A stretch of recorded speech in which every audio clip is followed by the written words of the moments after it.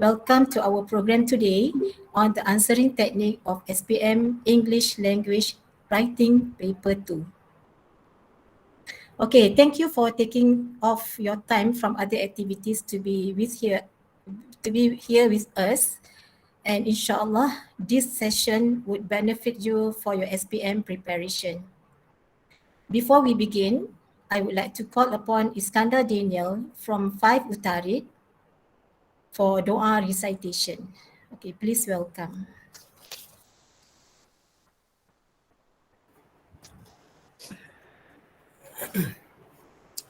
A'udzubillahi minasyaitonirrajim. Bismillahirrahmanirrahim. Alhamdulillahi rabbil alamin. Wassalatu wassalamu ala asyrafil anbiya wal mursalin wa ala alihi wa sahbihi ajma'in. Praises Allah, Lord of the universe. May peace and blessings be on all the prophets and all their family and companions. Allahumma inna nas'aluka imanan da'ima wa nas'aluka qalban khashi'an wa nas'aluka amalan salihan wa nas'aluka ilman nafi'an wa nas'aluka yaqinan sadiqan wa nas'aluka al-afwa wal-afiyah. O Allah, we ask of you an eternal faith, a devout heart, a steadfast knowledge, truthful conviction, righteous deeds, honest religion, forgiveness, and well-being, and to be grateful for the well-being.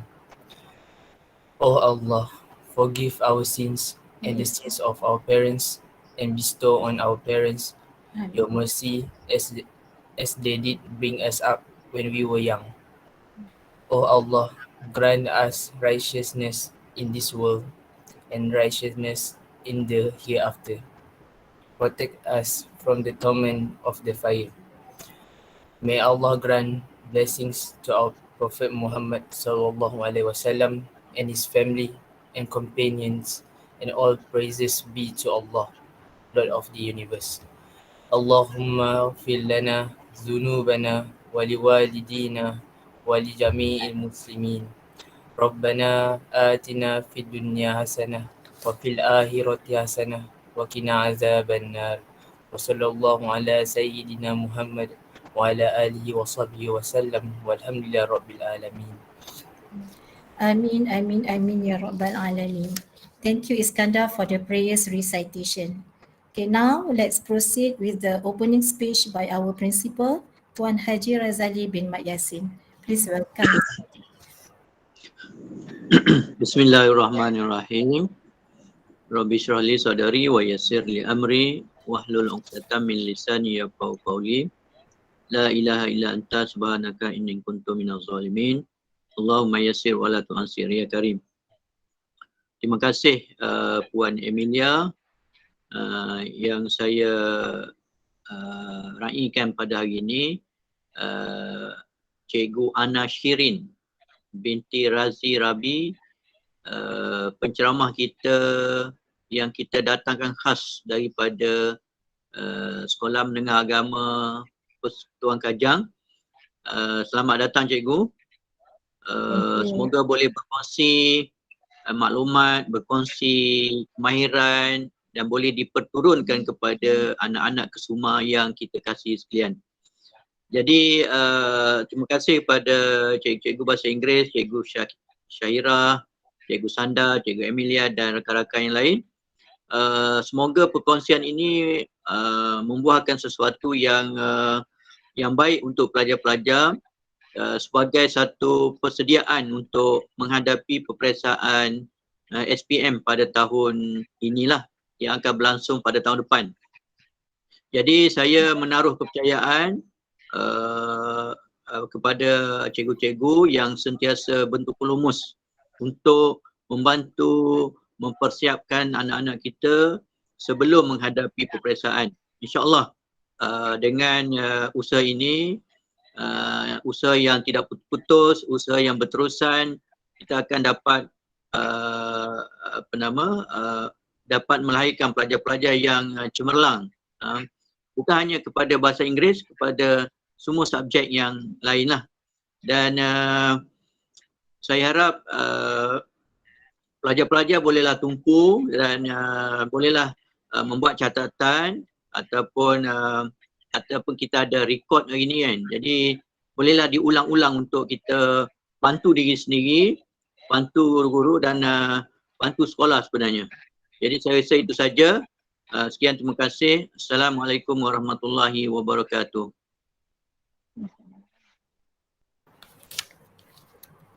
Okay, thank you so much Tuan Haji for your words of hopeful and encouragement for the 2021 SPM candidates.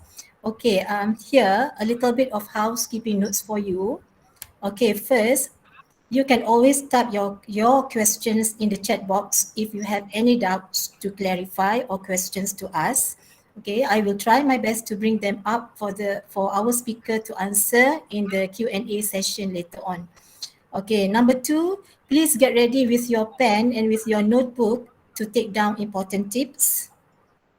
Okay, and of course, the next point would be the best part for you having this program from the comfort of your home, which is you can always have your snacks and drinks near you as long as you can stay focused with us throughout this program from the beginning to the end. Okay, all right, before I pass the session to our guest speaker, let me give you a brief introduction of this remarkable person. Okay, she is known as Miss Ana Shirin binti Razi Rabi. Okay, and several experiences she has. Okay, she has been teaching for 12 years. Okay, 5 years in Sekolah Berasrama Penuh Integrasi Kuantan, 7 years in SMK Agama Persekutuan Kajang or SMAP Kajang, where she is currently teaching. Okay, she has been existing Malaysian examination syndicate since 2012. Okay, has been an XPM examiner since 2009 and was PMR and PT3 examiner since 2009 until 2019.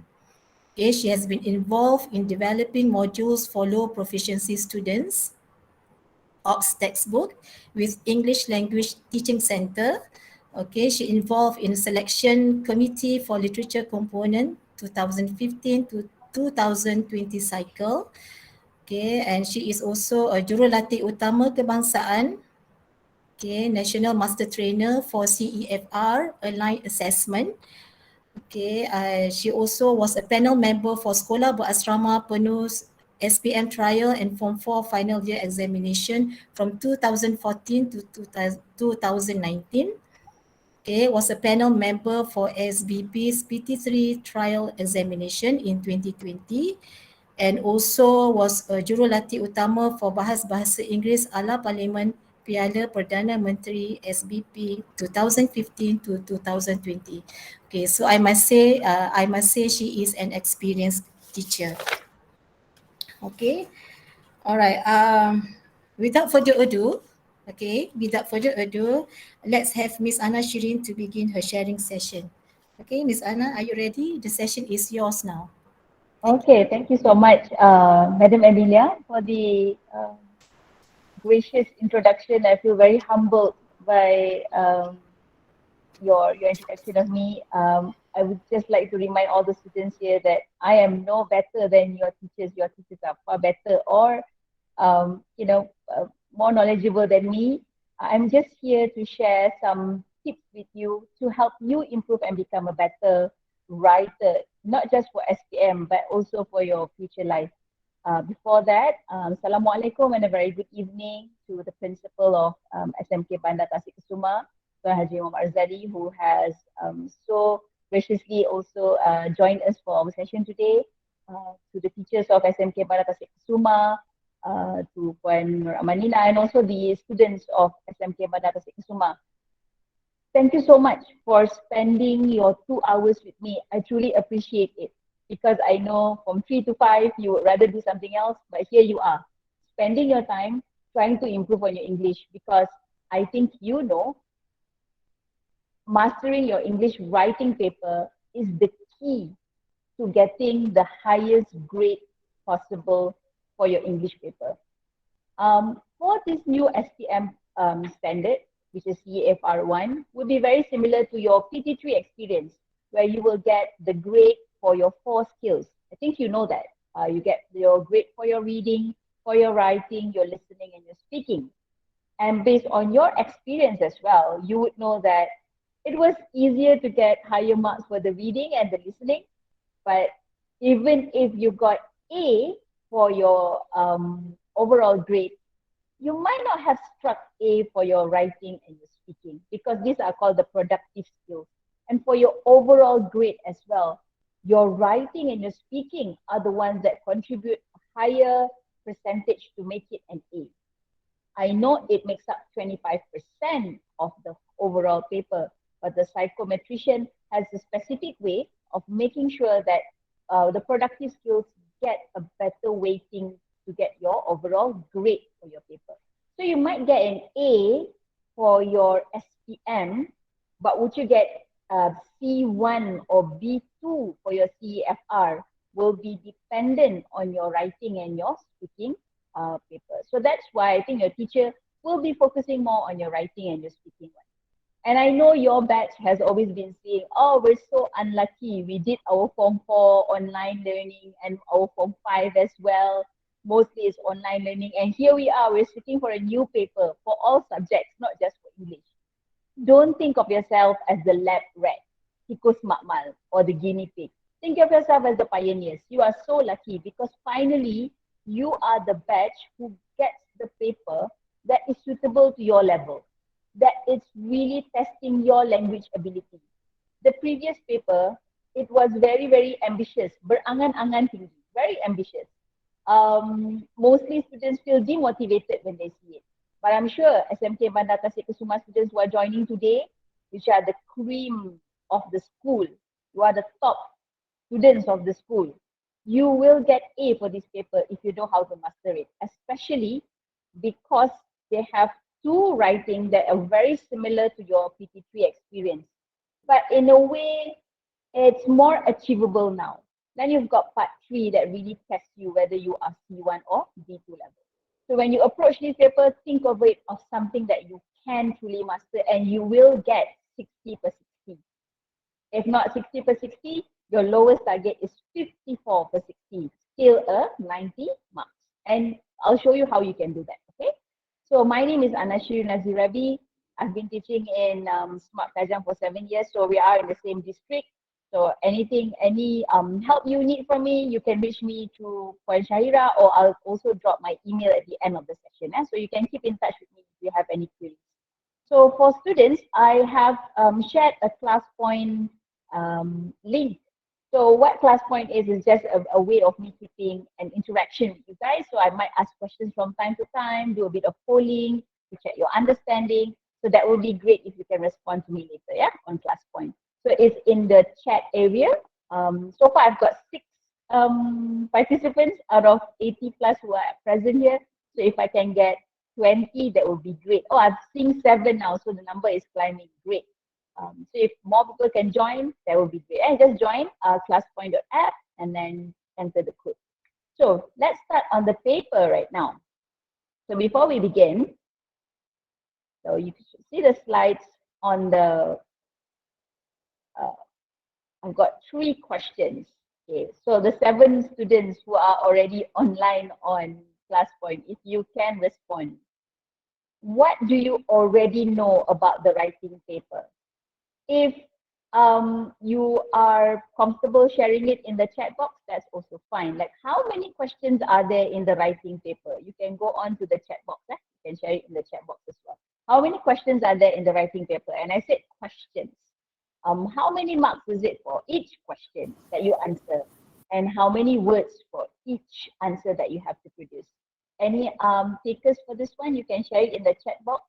I'll give you guys about 2 minutes.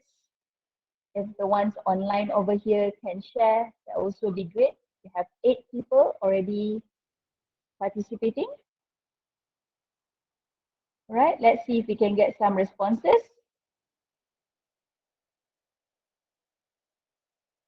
Right, so it's 40 seconds. So your writing paper, it's 25% of the overall mark. Yes, that's true. You know for your reading paper, there'll be 40 questions, but it's 25%, right? For your listening paper, there'll be 40 questions. Oh, we've already got a question. How to avoid grammar mistakes, teacher? Oh, there's already a question now. Let's as we go along, I'm going to tackle Dina's answer later, and I'll keep that in mind, how to avoid grammar mistakes, especially what kind of grammar mistakes you need to avoid. What kind do you need to avoid is also very important. But Dina, why don't we try to answer the questions that I have on the slide right now? Anyone knows this? All right, you can either put it in the chat box, or those who on class point can respond as well. All right. If it's 2 minutes and no responses, I can also answer it on my own. Okay, I've got one response. Thank you so much. Let's see who is this. Okay, so I've got 3 questions. Right, so we've got 3 questions as one of the responses. Okay, 3 questions. Any more responses?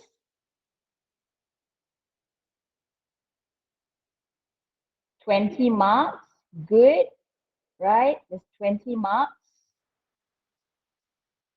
That's correct.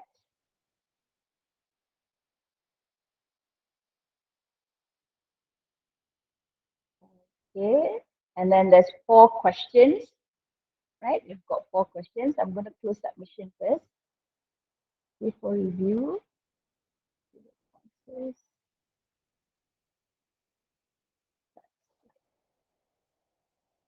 So these are the responses that I got from some students.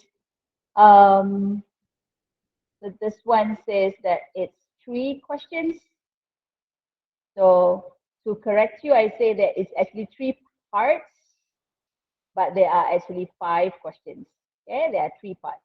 We say 3 parts just to tell you that there are questions that are optional that you can choose, but there are 3 answers that you have to give. So there are 3 parts, but 5 questions altogether. Great. And this is the app answer. All of them actually have 20 marks. It's 20, 20, 20. So your total mark for the paper is 60 marks. And then one of the questions was how many words for each answer. For the first one is going to be 80, about 80 words. For part 2, it will be 120 to 150 words. And then the third part is going to be 200 to 250 words. Okay, so you guys actually know the answers for this one. So that's great news. Thank you so much for those who have responded over here. All right. Okay, if there's something that you actually take from our whole session today, the idea or the concept that I would truly want you to be familiar and get introduced to is the concept of 3 T's. Now, what are these 3 T's actually? Okay, so the first one is task, the second one is tone, and the third one is tense. These 3 T's are the governing idea behind any CEFR aligned writing task. Okay, you have to tackle these 3 in order for you to get the highest mark possible. There's one more, which is of course organization. Okay, we're going to link back to our marking scheme. I'm going to show some parts of the marking scheme of how you can get better marks. To get the highest mark, first of all, you have to identify what is the first T, which is the task. For every question in SPM, there will be 3 questions that you have to answer. A maximum of 4 maybe, but mostly has 3. If you cannot find these 3 questions, you are in trouble, right? So you have to answer 3 questions. And we're also going to use a formula, either 1, 2, 2, or 1, 1, 2. That means how many answers do you give to this question? There are 3 questions. For most of the first question, you will only give 1 answer to it. The second question, you can give 2 or you can give 1. For the third question, you will always give 2 answers. All right? We are also identifying the context. What are you writing about? What kind of world are you writing about? Is it only related to yourself, or are you writing about a bigger audience, which then connects to the second T, which is the tone. I know some of you are thinking tone, that's more like for music, right? Yes, a tone in the music can be similarly applied. The concept of tone in the music can be similarly applied in reading. A tone in a music can determine whether it's a sad song, it's a happy song, or it's a gloomy song, is an angry song. Similarly, your tone in your writing will show whether it is suitable for which kind of audience. Are you writing for a friend, or are you writing for only your classmates and your teacher? Or are you writing for a larger audience? Are you writing for an international blog even?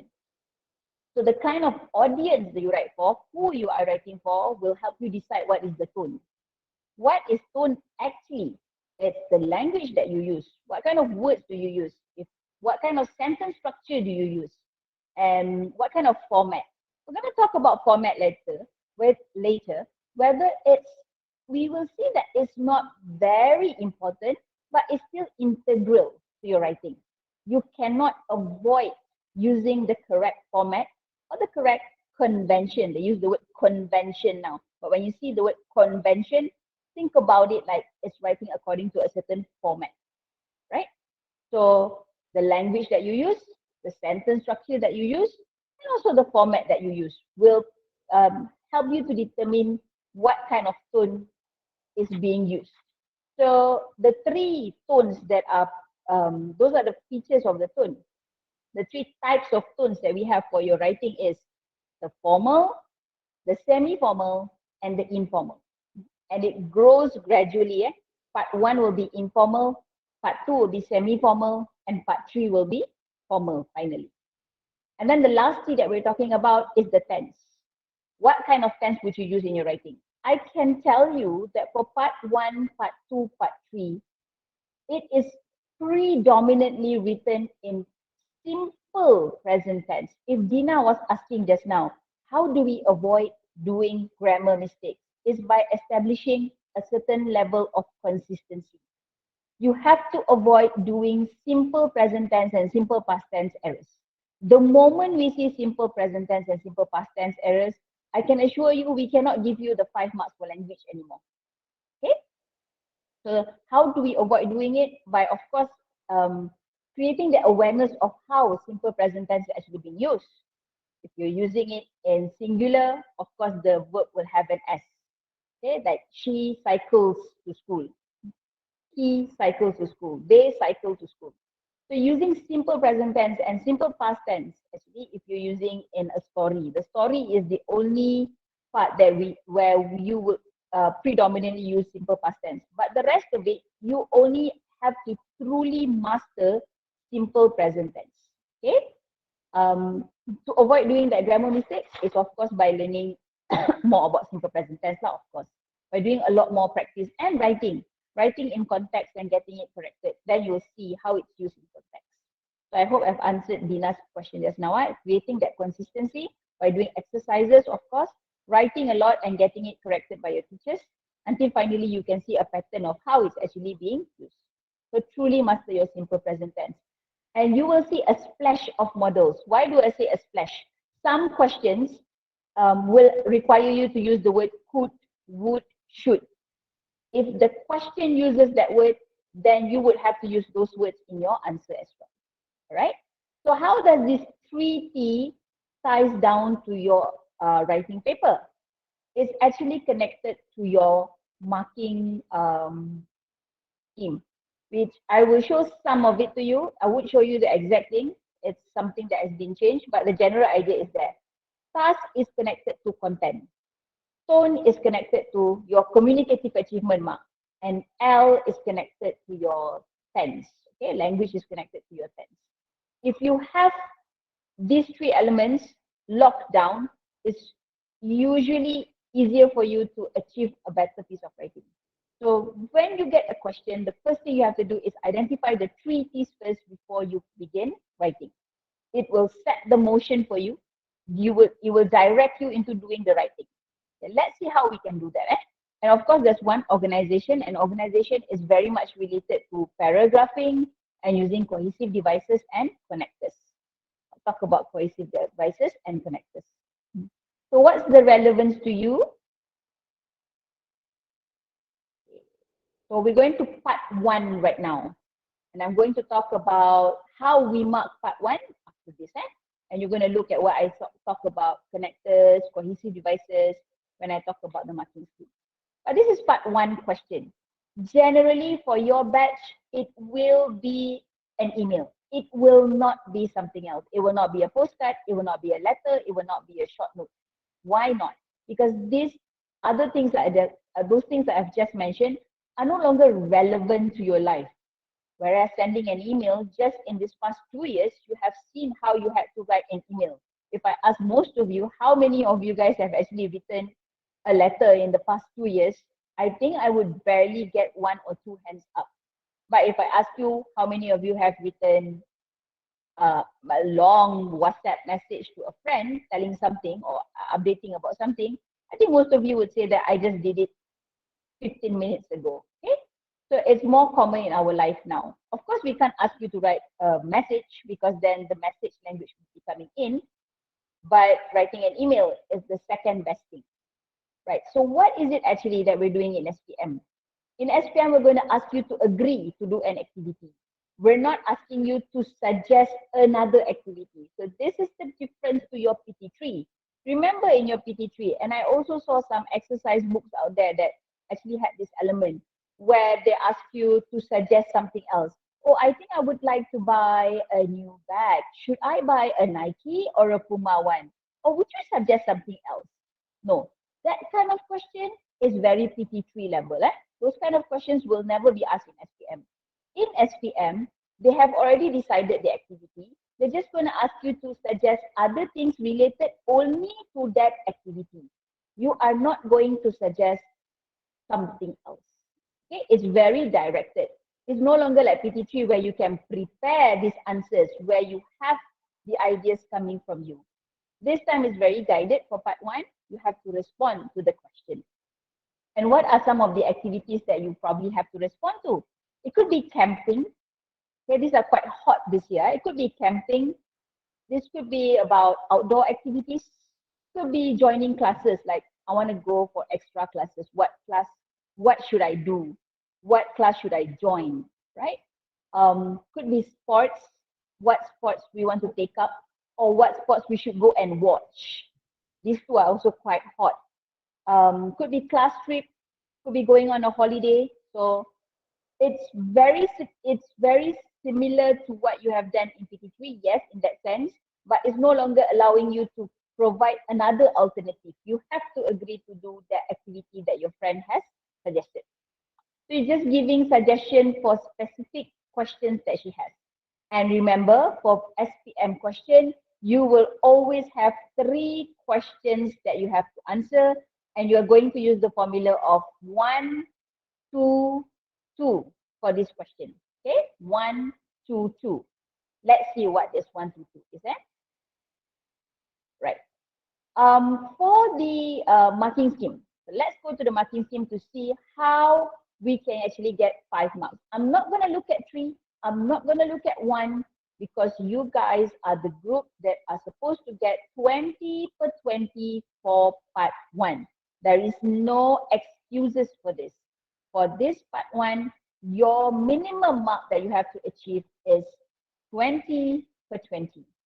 And how many minutes do you have to write this piece of writing? I know ideally, it's 1 hour, 30 minutes. So 30 minutes, 30 minutes, 30 minutes. But I'll tell you, no, that's not advisable. For part 1, I'll give you a maximum of 20 minutes to answer. 20 minutes only for part 1, 30 for part 2, and 40 for part 3. If you can finish part 1 earlier, you can finish it in about 15 minutes. Some students do have the ability to finish in 15 minutes. Go ahead. Don't worry so much about part 1 because the language requirement is not as high as part 2 and part 3. The requirements, not just language, the requirements are not as high and as demanding as part 2 and part 3. If you can do it in 15 minutes, great. Check it, make sure there's no grammar errors, and move on. Don't dwell so long on part 1. It's 20 marks, very achievable because the requirements are quite basic. What do I mean? Okay, for the content part over here, it will be similar. Okay, it will be similar for all parts. 5 marks is all content is answering the task. I am fully informed. When I say I, that means as the examiner, I am fully informed. I know exactly what you're talking about. And if it's 3, I'm on the whole, I'm informed, but not really informed. I can see some minor irrelevances. That means there are things that are irrelevant. Like, why are you talking about this? Okay? I will feel like that. Or I will feel that there's some omissions. Oh, there's something that you didn't answer. So if there are 3 questions and you didn't answer 1, you only answered 2 questions out of 3, then you can get 3 marks for content. So you lose mark for content. So you have to be careful on that. So these descriptors or these words will be repeated for part 2 and part 3, the same one. There's no differences. But the one that will be changing is your communicative achievement. Communicative achievement means how did you use the format? How did you use the correct words? How did you use the correct sentence structure to have the correct formal or informal or semi-formal feeling? How do you use that languages to establish this? Kemampuan berkomunikasi, kemahiran berkomunikasi. That is communicative achievement. Do you know who you are talking to, and do you know how to talk to these people?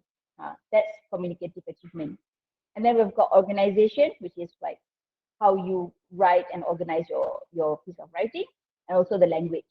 For communicative achievement part 1, all you need to do is you need to communicate straightforward ideas in a relatively good manner. If you can say, I like ice cream because it's nice, you've got sentences like this, it would be enough for us to give you 5 marks. And what we see here, the difference with 3 is that you will just, for 3, people who get 3 for communicative achievement, you just say, your sentences that has no grammar errors.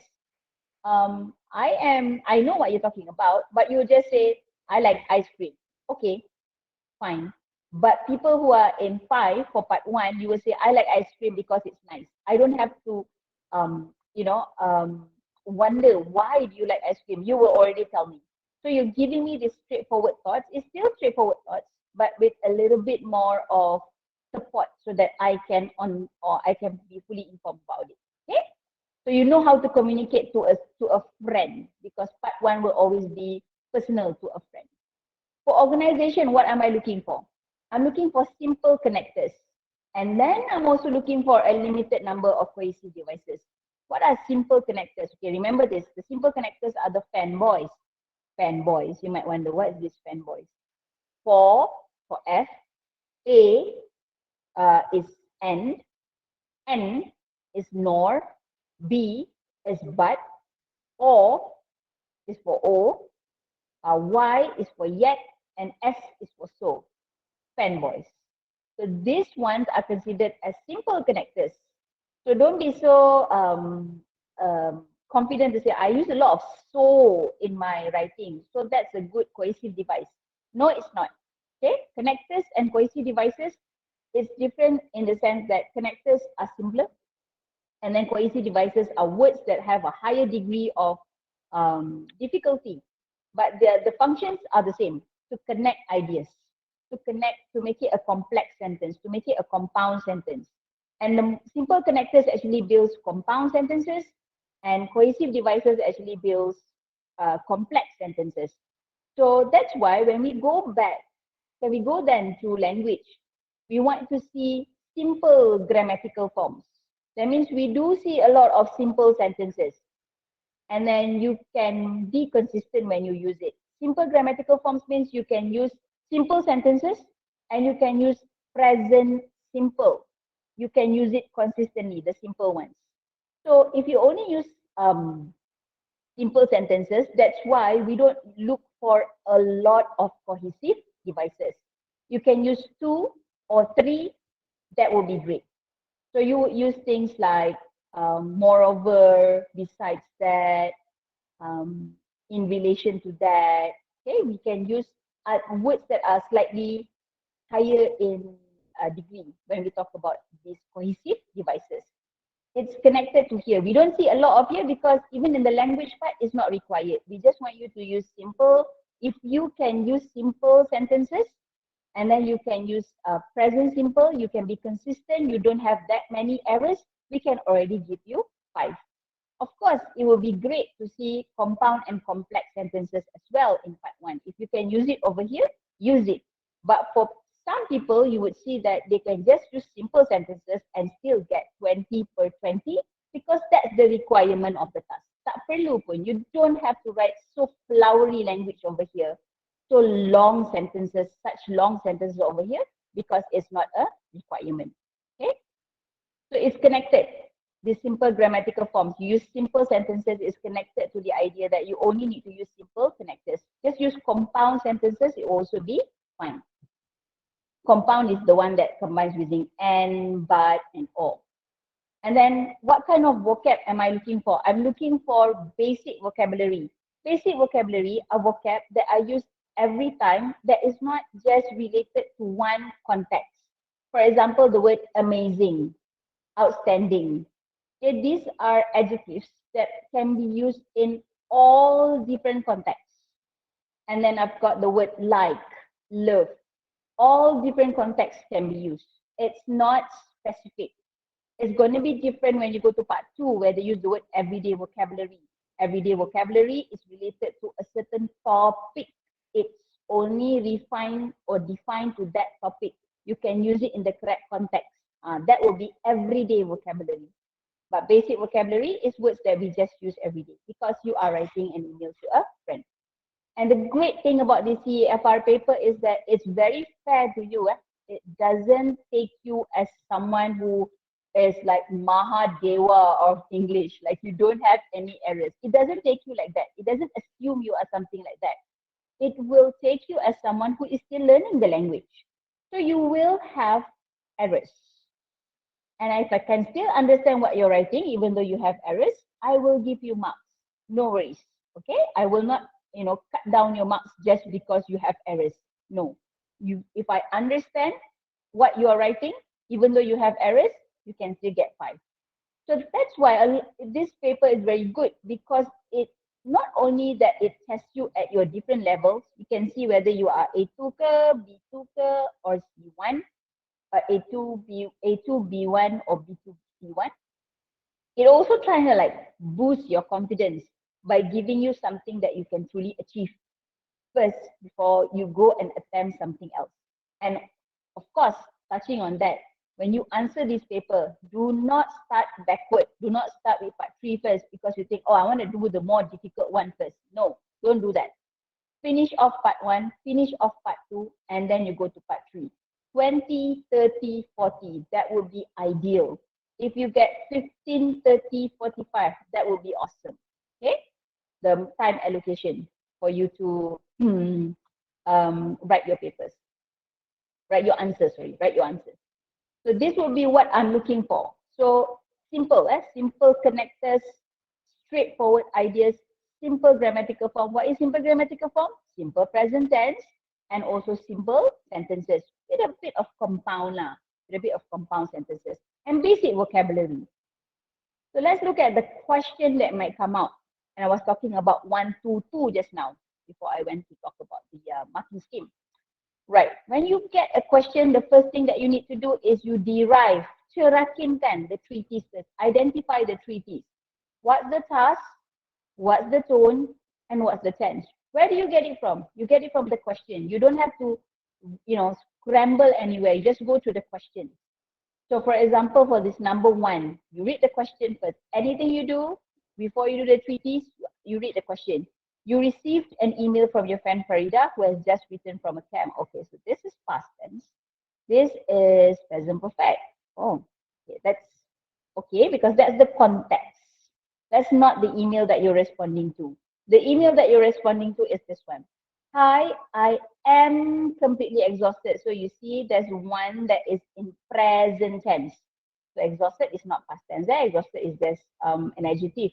Let's go for a movie. So this is an invitation. So this is also in simple present tense actually. So which movie should we watch? I've got here should. So this is a model.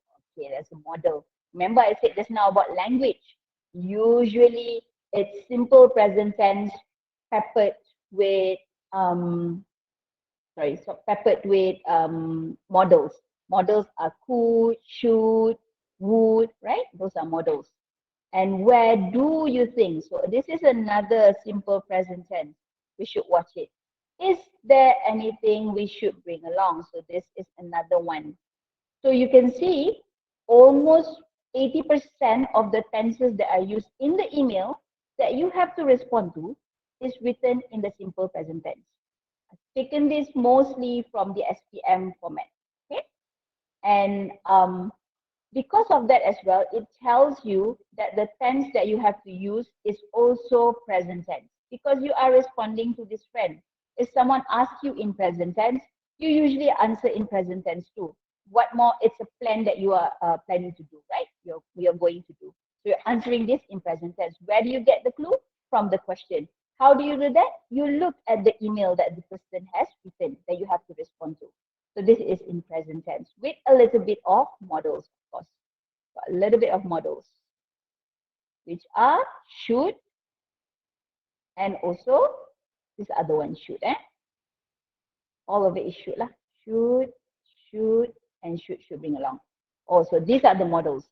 And this is the great thing about the CEFR paper as well, that all of the questions that you have to answer, most of it is written in a question form. So how is that good? Kenapa ini bagus? Why is this good? Because when you write it in a question form, compared to before this is all point format, before this they used to say, write an article and include this information. Point number 1, location. Point number 2, time. So you have to build your own sentence structure, you see, to include this information. But now you have this in a question form. If someone asks you, what is your name? It's very easy for you to answer, my name is, because you have a structure to fall back on based on the question. If the question is, which movie should we watch? You can just use that question as the basis of your sentence structure when you answer. So this is very useful, especially for average and lower average students. Which movie should we watch? We should watch. We already have the keywords over here of how we can write our own answer. So that's the beauty of why the CEFR question is good, because most of it, or most of the questions do come in a question form. So it's easier for you to write your answer. All right. So I've got the task over here. This is the first question. Senang, everything is in the question form. What should we watch? So what to watch, where to go, and what to bring. So for this one, there are 3 questions to answer. Good. I've already identified 1, 2, 3. Settle. Remember, SPM question will always have 3 questions. And then I have to identify the tone. How did I identify the tone? That is informal and personal. Look at this friend when she writes to you. Hi, I'm completely exhausted after my camp. So this is a person who's very comfortable to tell you and didn't even ask how you are. How are you doing? Just say, hi, I am completely exhausted after the camp. So this shows that there is this certain familiarity and also connection to your friend. She's very comfortable with you. Why? Because you know that this is a one-to-one basis writing. It's not writing for a bigger audience. So that's why she's very comfortable.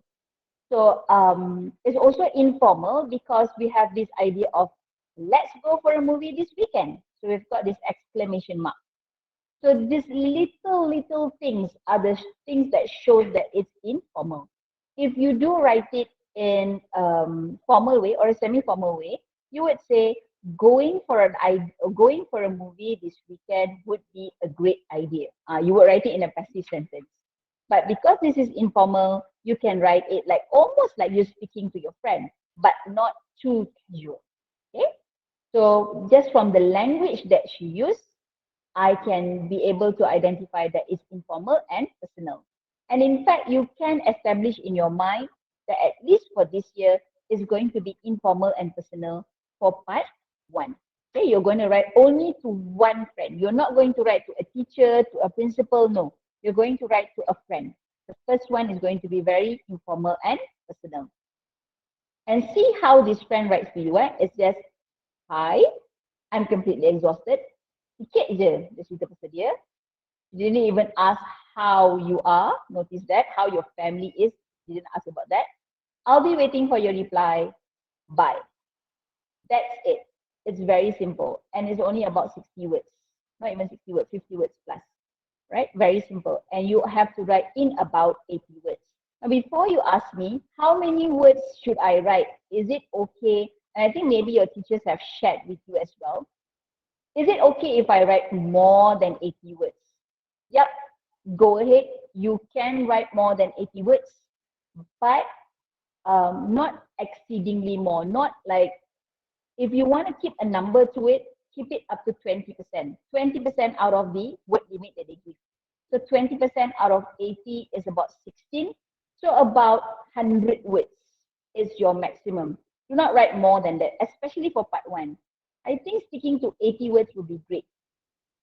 How about writing? The only thing that bugs me about people who write more is that there's two concerns. One is that you're wasting time, because I know all the questions are 20, 20, 20 marks.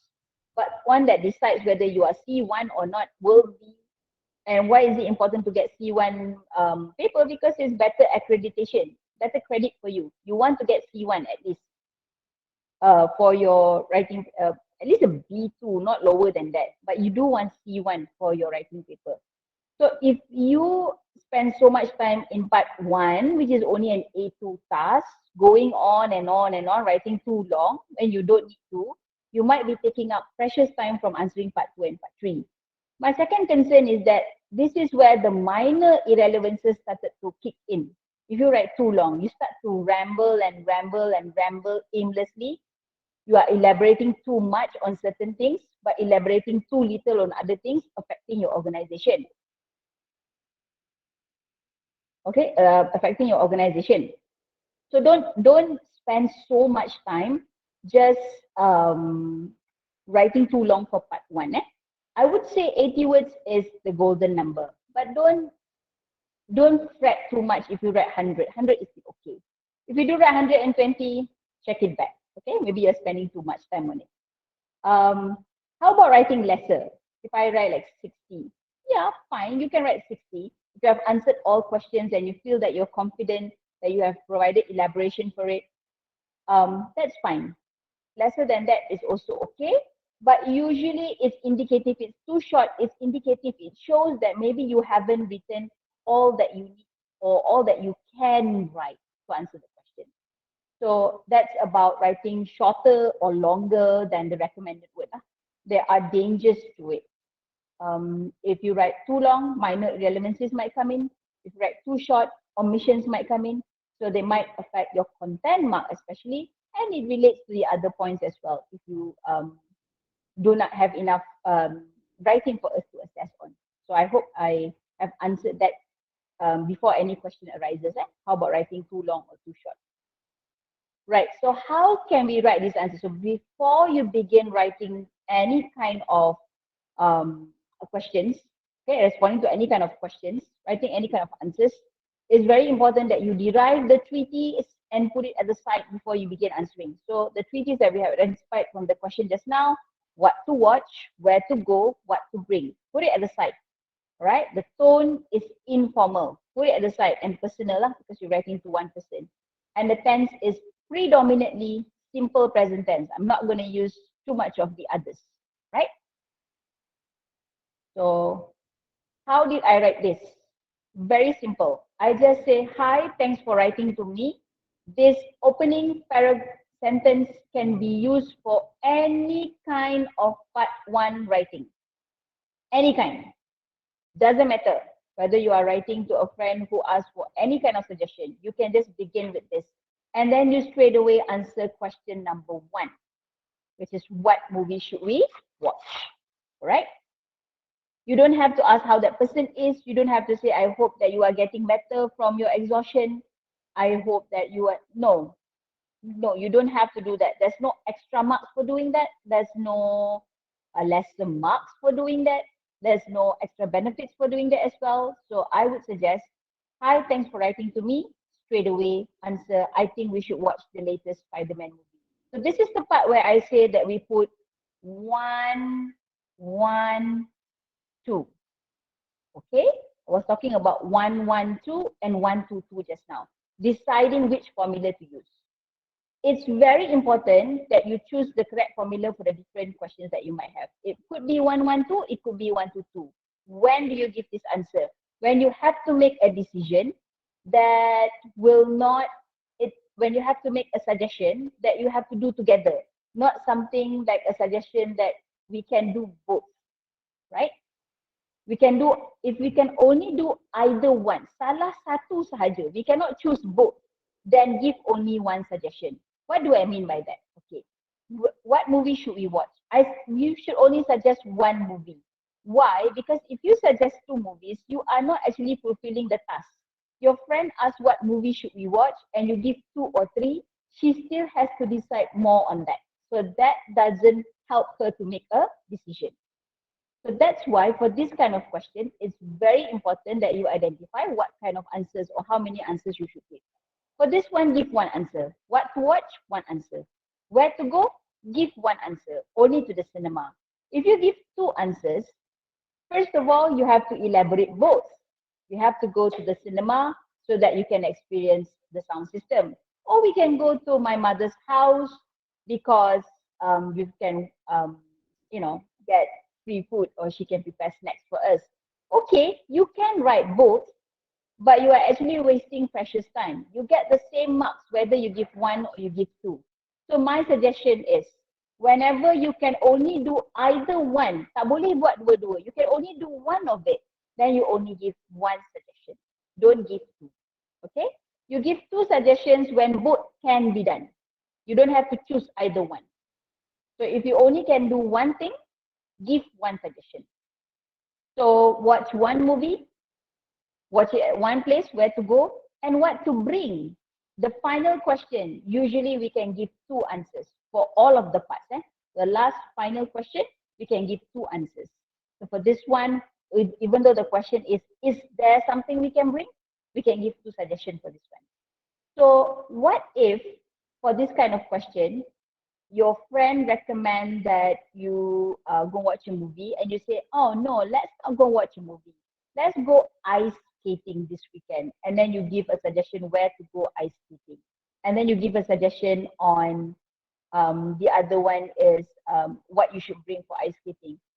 Do you think you're going to get high marks for the content? Let's see if I open the word cloud for people who are here. Do you think you're going to get high marks for the content? Yes or no? The 13 students who are online over here. No. Okay, I've got one response already. Someone who said no. Yeah.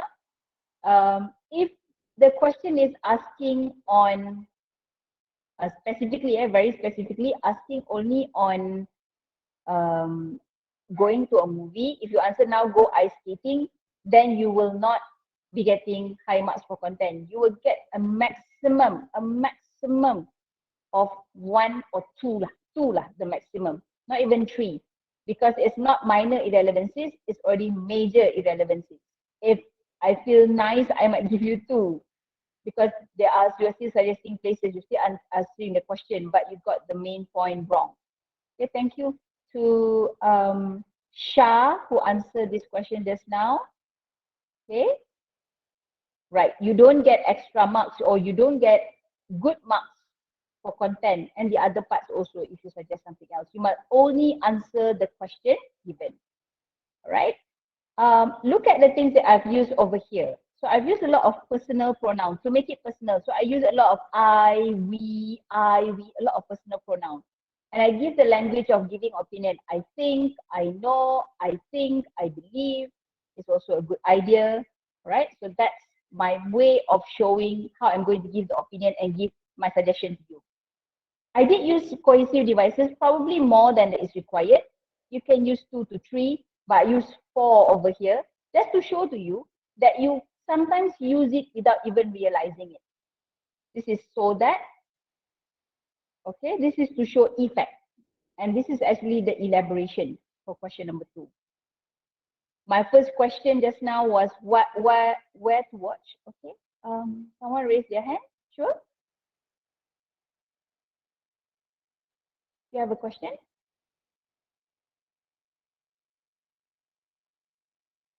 Who raised their hand just now?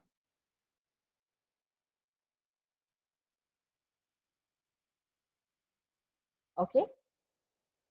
If the teacher can identify who raised their hand, because I can't open the queue of someone who raised their hand. Dia tertekan kot. Okay, thank you Anna for the reassurance. Maybe, yeah. So coming back here, my first answer, of course, I give one elaboration, which is a reason. Okay, because. I just use because. That's my elaboration. And my elaboration is in the same sentence. My second question, we should enjoy it at the cinema, so that this one is more like an effect. So you can see that the different cohesive devices that you use, when you use because, it becomes a reason. When you use so that, then it becomes an effect. So even if I change it around, if I use so that in, if I use because in the second sentence, I think we should enjoy it at the cinema because we can experience the amazing sound system.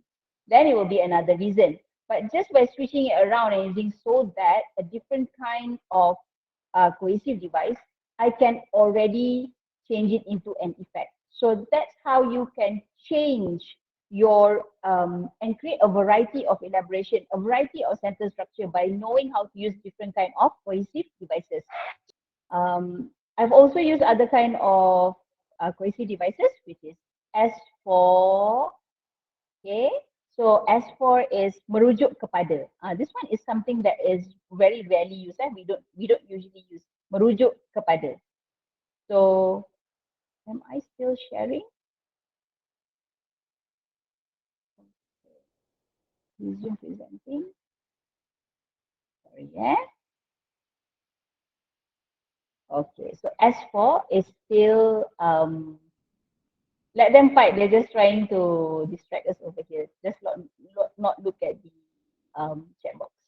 As for the items to be brought, so merujuk kepada. So it's going back to the question. So you should use this as a good reference point to what your friend is saying.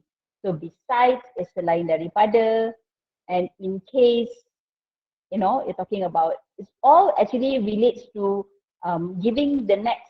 You use cohesive devices when you introduce the next point, or when you introduce a new elaboration. So that's when you use cohesive devices. Even though they only wanted us to use simple sentences, it's not wrong for us to use complex and compound if we want. So I actually use a lot of compound sentences and complex sentences in my response over here. So I've got this one. Hi, thanks for writing to me. This part as what I would suggest you can use for all kind of part one writing. And also my last sentence as well, my last two sentences. Let me know what you've decided by your friend to decide. Okay?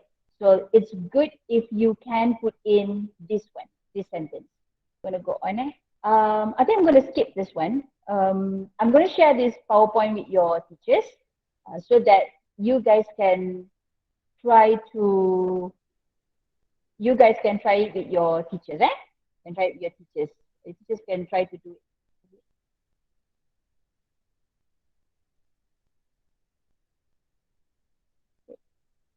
The rest of you can still see my presentation, right? All right, so this one, you can try it out with your teachers since we're running out of time due to the constraint that we had just now. But this is just another kind of question that is also very similar to STM standard. When you look for questions to answer, that you identify a question that only talks about one thing only, that you don't have to recommend another thing. Okay, what do you think I should write about? Where is the most suitable place for me to post? There should be 3 questions, identifying the tone and also the tense based on the email that you write. Okay. So now I'm going to move on to part 2. Let's take a 15 seconds break since we're running out of time already. Just a short break before we go on to part 2. Okay, so Tasik Kusuma students, let's come back together. We're going now to part 2. So part 1 was something that you must achieve 20 per 20 marks, because all you need to do is provide simple sentences, okay? Simple present tense, you can use it. Straightforward ideas with some elaboration, you can get it. You use simple connectors, you use 2 to 3 cohesive devices, you can already get 20 per 20 marks. But then when we talk about language that is required in part 2 and part 3, of course it gets higher and more difficult for you to master, more or less. But I'm sure this group of students actually have that ability. You have the ability to actually get high marks even for part 2. So part 2 will also be something where you have to give your opinion. Okay, almost similar to your part 2 when you are doing your PT3, but part PT3 is more talking about experiences. But for SPM, it's more talking about your opinion. So what kind of topics that are quite hot this year? So you are writing an essay. What is essay? Students always be baffled. Tell me, essay is not, good enough for me. Tell me, is it an article ke? Is it a report ke? Is it a speech ke? No, it's just an essay where you just write in paragraphs. You just share your ideas in paragraphs. You are just expressing your point of views, your ideas. The current issues. Okay, these are the governing ideas, the current issues, the financial awareness, and the problem solving. So what are some of the hot topics that often is touted to be like quite hot this year? Is on building a menu for your school. Okay, what kind of menu would you be for your school and why, and how much would you charge for it? What's the best holiday in your opinion? What's the best festival in your opinion? Why? And where do people celebrate it? Where do you want to travel? Because the topic of traveling is actually covered in your Form 4 and your Form 5 textbooks. And I can give you a reassurance or an assurance that the topics that we use for your SPM questions are also the topics that come from your textbook. It doesn't move away from those. So we will always go back to your textbook and see whether there's anything that we can use to fall back on when we do questions for SPM. So talking about traveling to another country, we have up to 4 chapters in Form 4 and also for Form 5. 2 in Form 4, 2 in Form 5, talking about traveling to other countries and understanding other countries. So traveling to another country is kind of hot. It could also be a tourist spot. Which place would you like to go for a holiday and why? And when is the best time to go there? So maybe teachers can build questions around this for practice with your students. Sports, again, if in part 1 just now, which sport I should take up, you want to recommend to your friend. But in this part, the question could be, what sports would you like to try and why? How are you going to play it? Where are you going to play it? Hobbies and interests, what hobbies do you want to take up and why? And then it could be also a general topic like benefits of sports and road safety. But so far, it's going to be what is your opinion, because they want to know your opinion and give a little bit of suggestion as well. Okay? So this is the task that could be asked. All right, your class has been discussing, so they will always give you this context, has been discussing about hobbies among teenagers, and you have to write an essay about what hobby you would like to take on. So here you get a hint about what is the first question, what hobby you would like to take on. And see, it's so easily given to you, it's in like question forms already. What pastime activity you like to try? So here they write hobby, here pastime activity, both means the same. Reasons for your choice. So here we have to apply the 1, 2, 2 principle instead of 1, 1, 2. Why? Because here they say reasons. Here they say activity. All right. So you only have to give one answer, one hobby only, and reasons for your choice. So you have to give 2 reasons why you choose this thing, this hobby. And where do people usually carry it out? We can suggest 2 places. And don't forget, for every answer that you give, you have to provide at least 1 elaboration. This applies to all part 1 just now as well. For all of your answers, you need to provide 1 elaboration. Okay, you still have to provide 1 elaboration. Okay, so when you do that, when you provide those elaboration, what you're going to do, what you are actually doing is using the correct cohesive devices. When you use the correct cohesive devices, then you get better marks for organization. So it's interrelated lah. Okay, that's why you're giving elaboration. When you don't give elaboration, you might lose mark for content because I am probably only on the whole informed. I am not fully informed. I want to be fully informed. So you give the elaboration. So if you provide two answers for question one, yeah, I say here one or a maximum of two because there's no one correct way to answer this question. There are many ways of answering it. This is just one of the ways. But what is the danger of putting two or three suggestion of hobbies? Remember, for each of the hobby that you suggest, you have to give at least two reasons. If you choose that you want to do parkour and then play video games, you have to give two reasons for choosing parkour, and then video game, you have to write two reasons as well. So that's writing six things. My fingers are all over the place. That's writing six things and getting the same mark as writing only three things, three sentences. So why do you have to do more if you get the same marks, right? So that's why for this one, you have to work smart. Remember, for the first question, you only provide one answer. The second question, you can provide one or two and see whether you only have to do one or you can you do both. Like reasons, of course, you can do both. Both are the reasons. So you can provide two reasons. And then where do people usually carry out this activity? You give two. So you follow the 1, 2, 2 format. How do I know that this is in the present tense? And I say that's not the task, very easy because everything is written in the question form. I know this is in the present tense because look at this. What pastime would you like to try? So would carries from the past, the present, and also probably in the future. But this one is more like now. You would like to try, right? Intention. So now we got one clue that is in present tense. Where do, this one is the clearest one. People usually carry out this activity. So in the question itself, you can already get a clue whether you have to write in present tense or past tense. So this one is in present tense. Part 2 will usually be in present tense as well. And you have models.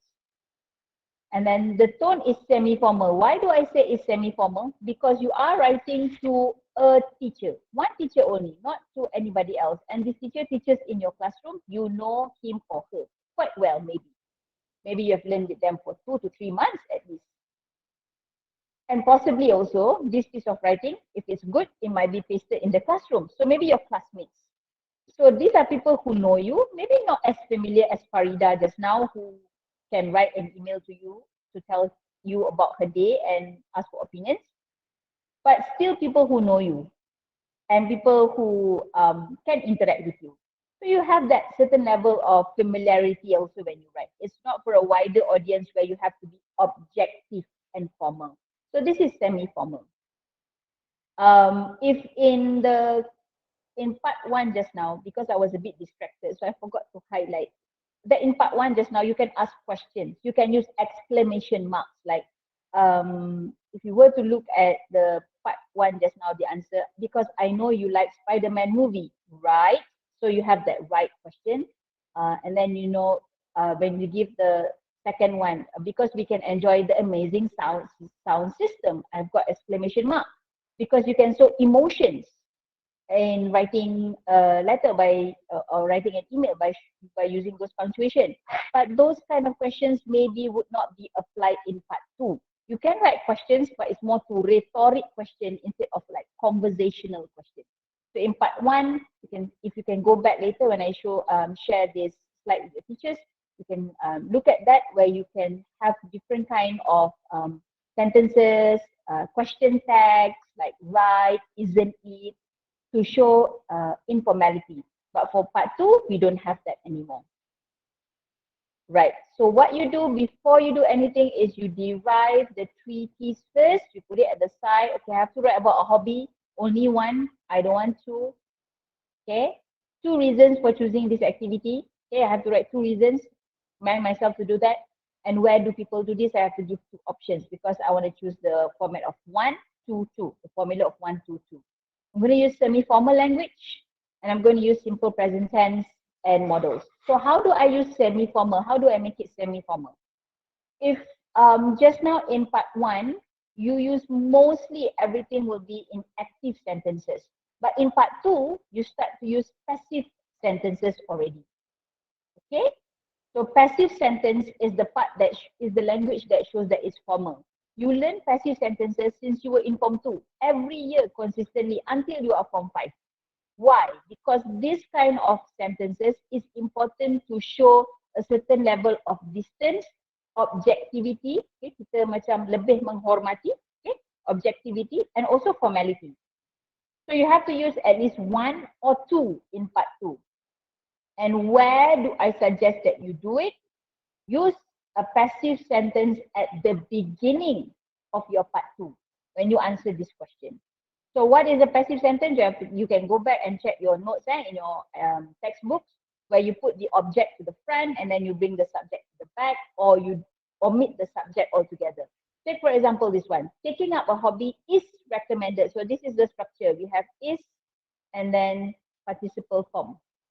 Okay, we have the linking verb and then the participle form. Kalau was would be for past tense, this one is for present tense. Is recommended amongst teenagers so that they would spend their time wisely and productively.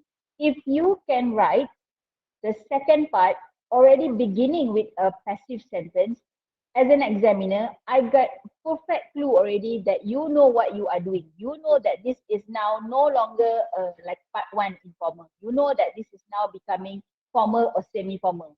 So if you can write it already with a passive sentence, one, you are already using a complex structure. And then second thing is that you are already using a complex structure. And then the second thing is that you're already using something that establishes semi-formal. Before I go on, let's look at the marking scheme first, because this was dragged to the back just now, just before I started the class. For part 2, I am looking for a variety of cohesive devices. Okay, I need 2 to 5 cohesive devices. And you can communicate straightforward ideas. Okay, you can get straightforward ideas that you can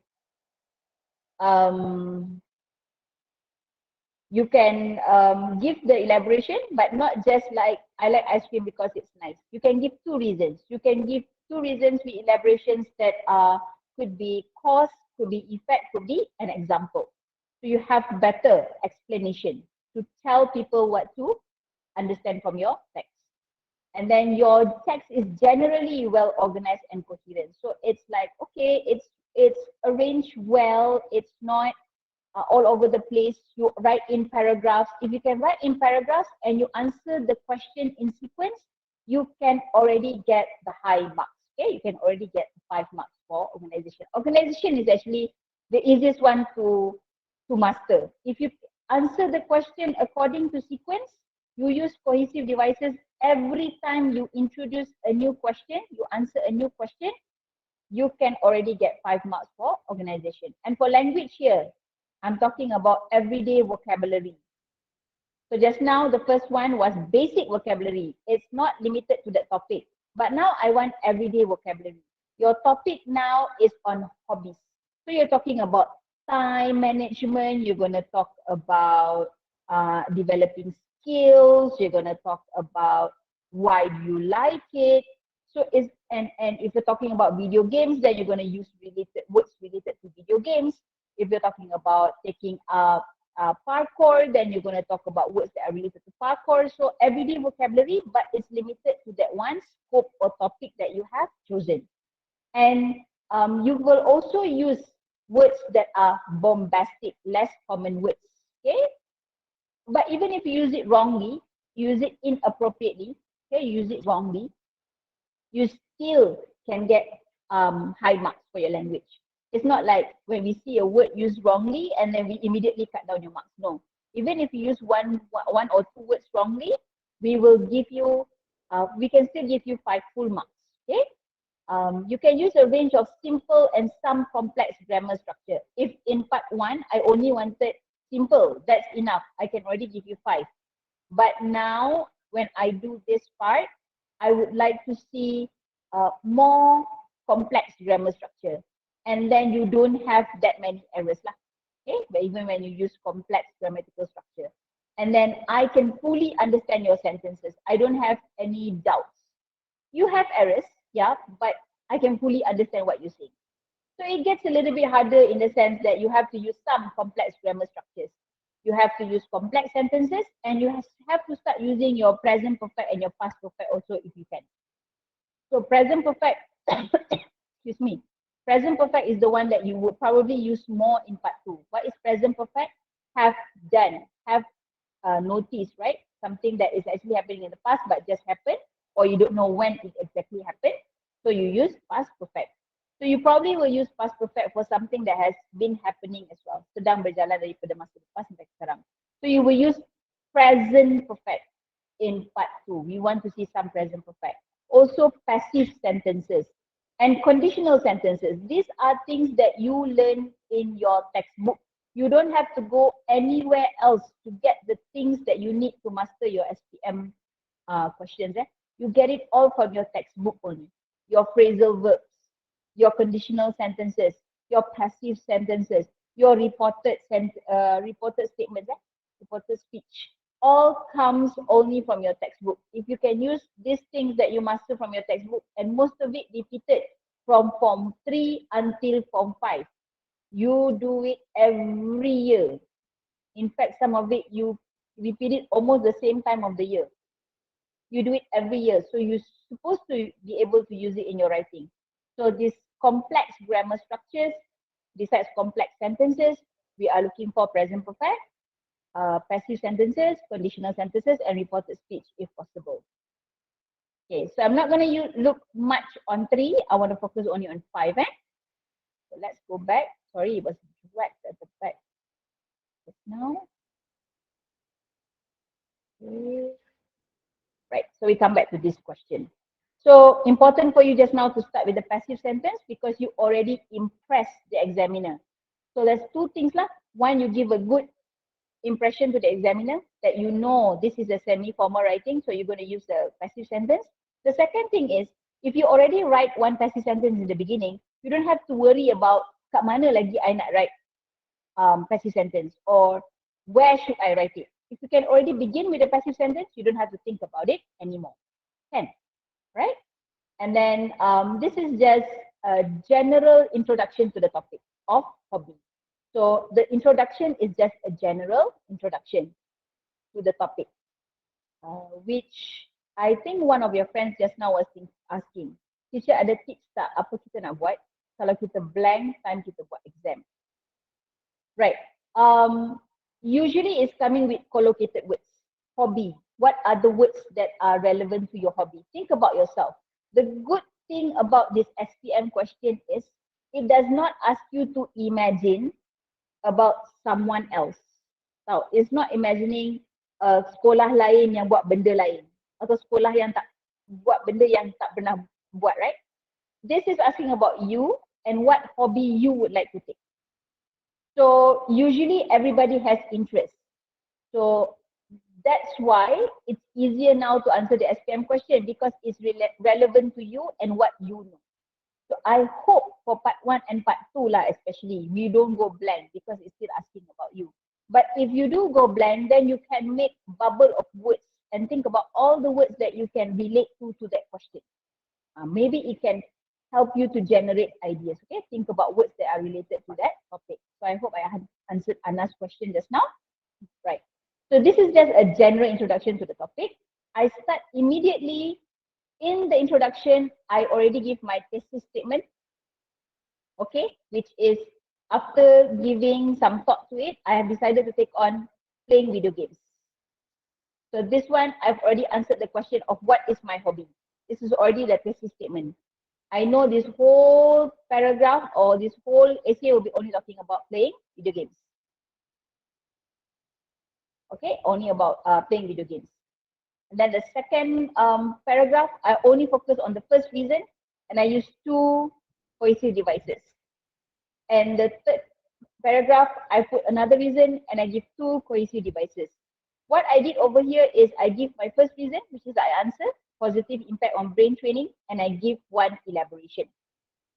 And then for this one as well, I give another reason and I give better words as well because I want people to use higher order words. You can see the words over here. It's probably more developed than part 1. I want to see more developed words. But if you use it wrongly, we will still give you that marks. If you got 1 or 2 words that you use wrongly, it's still okay. We can still give you high marks. At least you try to use words that are difficult, like this one, compatible. These are high degree words. Okay, how about idioms? Before anybody asks, is it advisable that we use idioms? I would say no, because idioms are more suitable for writing stories. For this CEFR aligned writing, use expressions. Expressions are fine, like this, at the heart of every video game. This is an expression, this is not an idiom. So expressions are fine. You can see that in your textbook, since you are Form 3 until you are Form 5, only one section of your Form 4 textbook focus on idioms. The rest of it never touch on vocabulary, anything on idiom. They mostly focus on what? Phrasal verbs and maybe expressions. Because idioms are archaic. It's considered as old English. It's no longer relevant in our daily life. So I would say avoid using idioms. Master your phrasal verbs. Master your certain expressions that are relevant to certain topics to be used. Avoid using idioms, especially if you're going to use it wrongly. And idioms are generally very long, so they tend to waste your time. Okay, so that's my advice to you lah. Don't use idioms. Use higher order words. Okay, so I've got another reason, and then I've got the elaboration over here. So my elaboration must be the same length for the same kind of thing. For example, if my elaboration for the first reason is 3 lines, my elaboration for the second reason should also be 3 or 4 lines. I've got the last word in the last line. Yeah, about 3 lines as well. Why? Because if you over elaborate one part and then you under elaborate another reason, you will not be coherent. It will affect your organization mark. So treat every single question almost similarly. If you've got one elaboration only for the first reason, make sure the second one also has one elaboration. If possible, the length of your paragraphs are also almost similar to establish that kind of coherence that is nice and well organized for the examiners to give you higher marks. Okay. And then my last question, where do people do this? I just put both in the same paragraph with a very simple one. It's the elaboration is just together with the answer. Most teenagers play video games in their homes if they have compatible device. So I've used a conditional sentence here. If you can use a conditional sentence, you go higher in the ranking of your complex grammatical structures. So use one passive, one conditional in your part 2. And then I've also given another reason in the same paragraph, not another reason, sorry, another suggestion of a place in the same paragraph as well. And I just give a simple elaboration, which is an example or a clarification about the cyber cafe. So these two, I treat them equally. These two, I treat them equally. So then your marks for organization and coherence will be higher because you are writing it in a very organized way. And then your conclusion is a very simple one. You can wrap it up with one sentence. It's just one sentence, although it's 3 lines. It ties back to the introduction just now, to use your time appropriately. So always choose those that are relevant to your interest. So those, a very generic statement as well. Or you can end also with something that is relevant to you.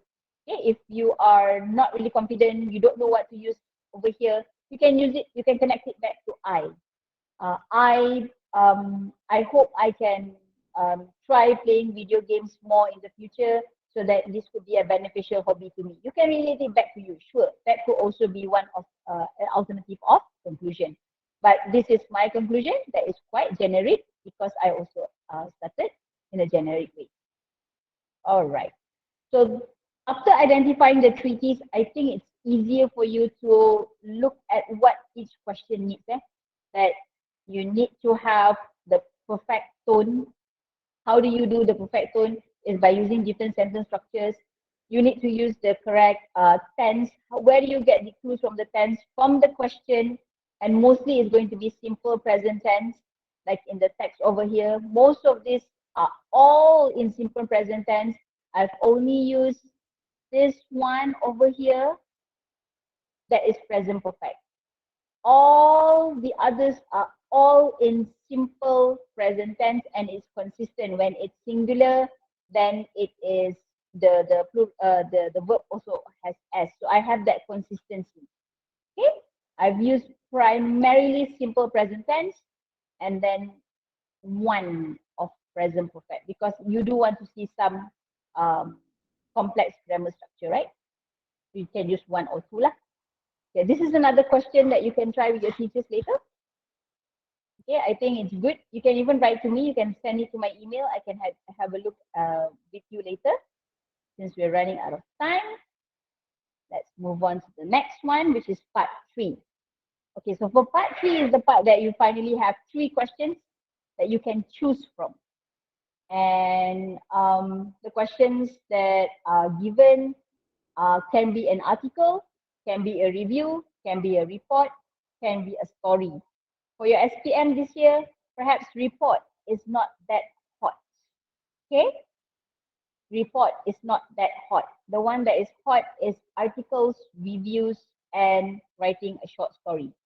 So again, just by looking at the questions, you can already derive the treatise, okay, before you begin writing. Let's look at the language requirement first. From part 2 just now, going to part 3 is a huge leap. It's like a huge jump. If here, okay, the content part is everything is the same lah, so it doesn't matter. If you can look here, you can use the correct tone to attract me in part 2 just now. In part 3, you have to keep me fully engaged. That means I have to be interested to read. If I'm not interested to read, and I am an audience that who don't know you personally, because part 3 means that you're writing for someone who don't know you personally. If you can't keep me engaged as an examiner, it's very difficult for you to get the 5 marks. I have to be interested in what you're saying. And how do you show that? The elaboration, the language structures, and also your choice of words. Okay? These 3 things will be very important when you, for your communicative achievement. The format. Of course, the format plays an important part as well. For example, if you're writing an article, you have to write a title. You don't have to write by whom, you just have to write a title, that would be fine. Then you write it in paragraphs, that would be great. If you're writing a review, you have to show more of your opinion. So that's what I mean lah. Okay, using the correct sentence structure in the different kind of context so that I am fully engaged. And then your text is well coherent. It's not generally well organized and coherent. It is well organized and coherent. There's nothing wrong with it. If I see anything wrong with it, you will be straight brought down to 4. For organization over here, it needs to be almost perfect. The paragraphing, the cohesive devices, because you have to use a variety. How much is a variety? Think about 5 to 7 cohesive devices. If you use lesser than that, it's very difficult to nail it down and give you a 5 marks. So give it every single paragraph, make sure you have 2 or 3. Every time you introduce a new point, give 2 or 3. That's when you can guarantee that you get good marks for organization, right? And then we have for language. This one now, you have an assortment of vocabulary. It's not just everyday vocabulary, it's like wider, because the topic that you're going to approach is also going to be wider. You're going to write a story, it's not just going to be about one place, probably a few places, example. So it's just not going to be about one person, maybe a few people. So it's going to be wider. And then you are also able to use less common words appropriately. You don't have any errors in the choice of words.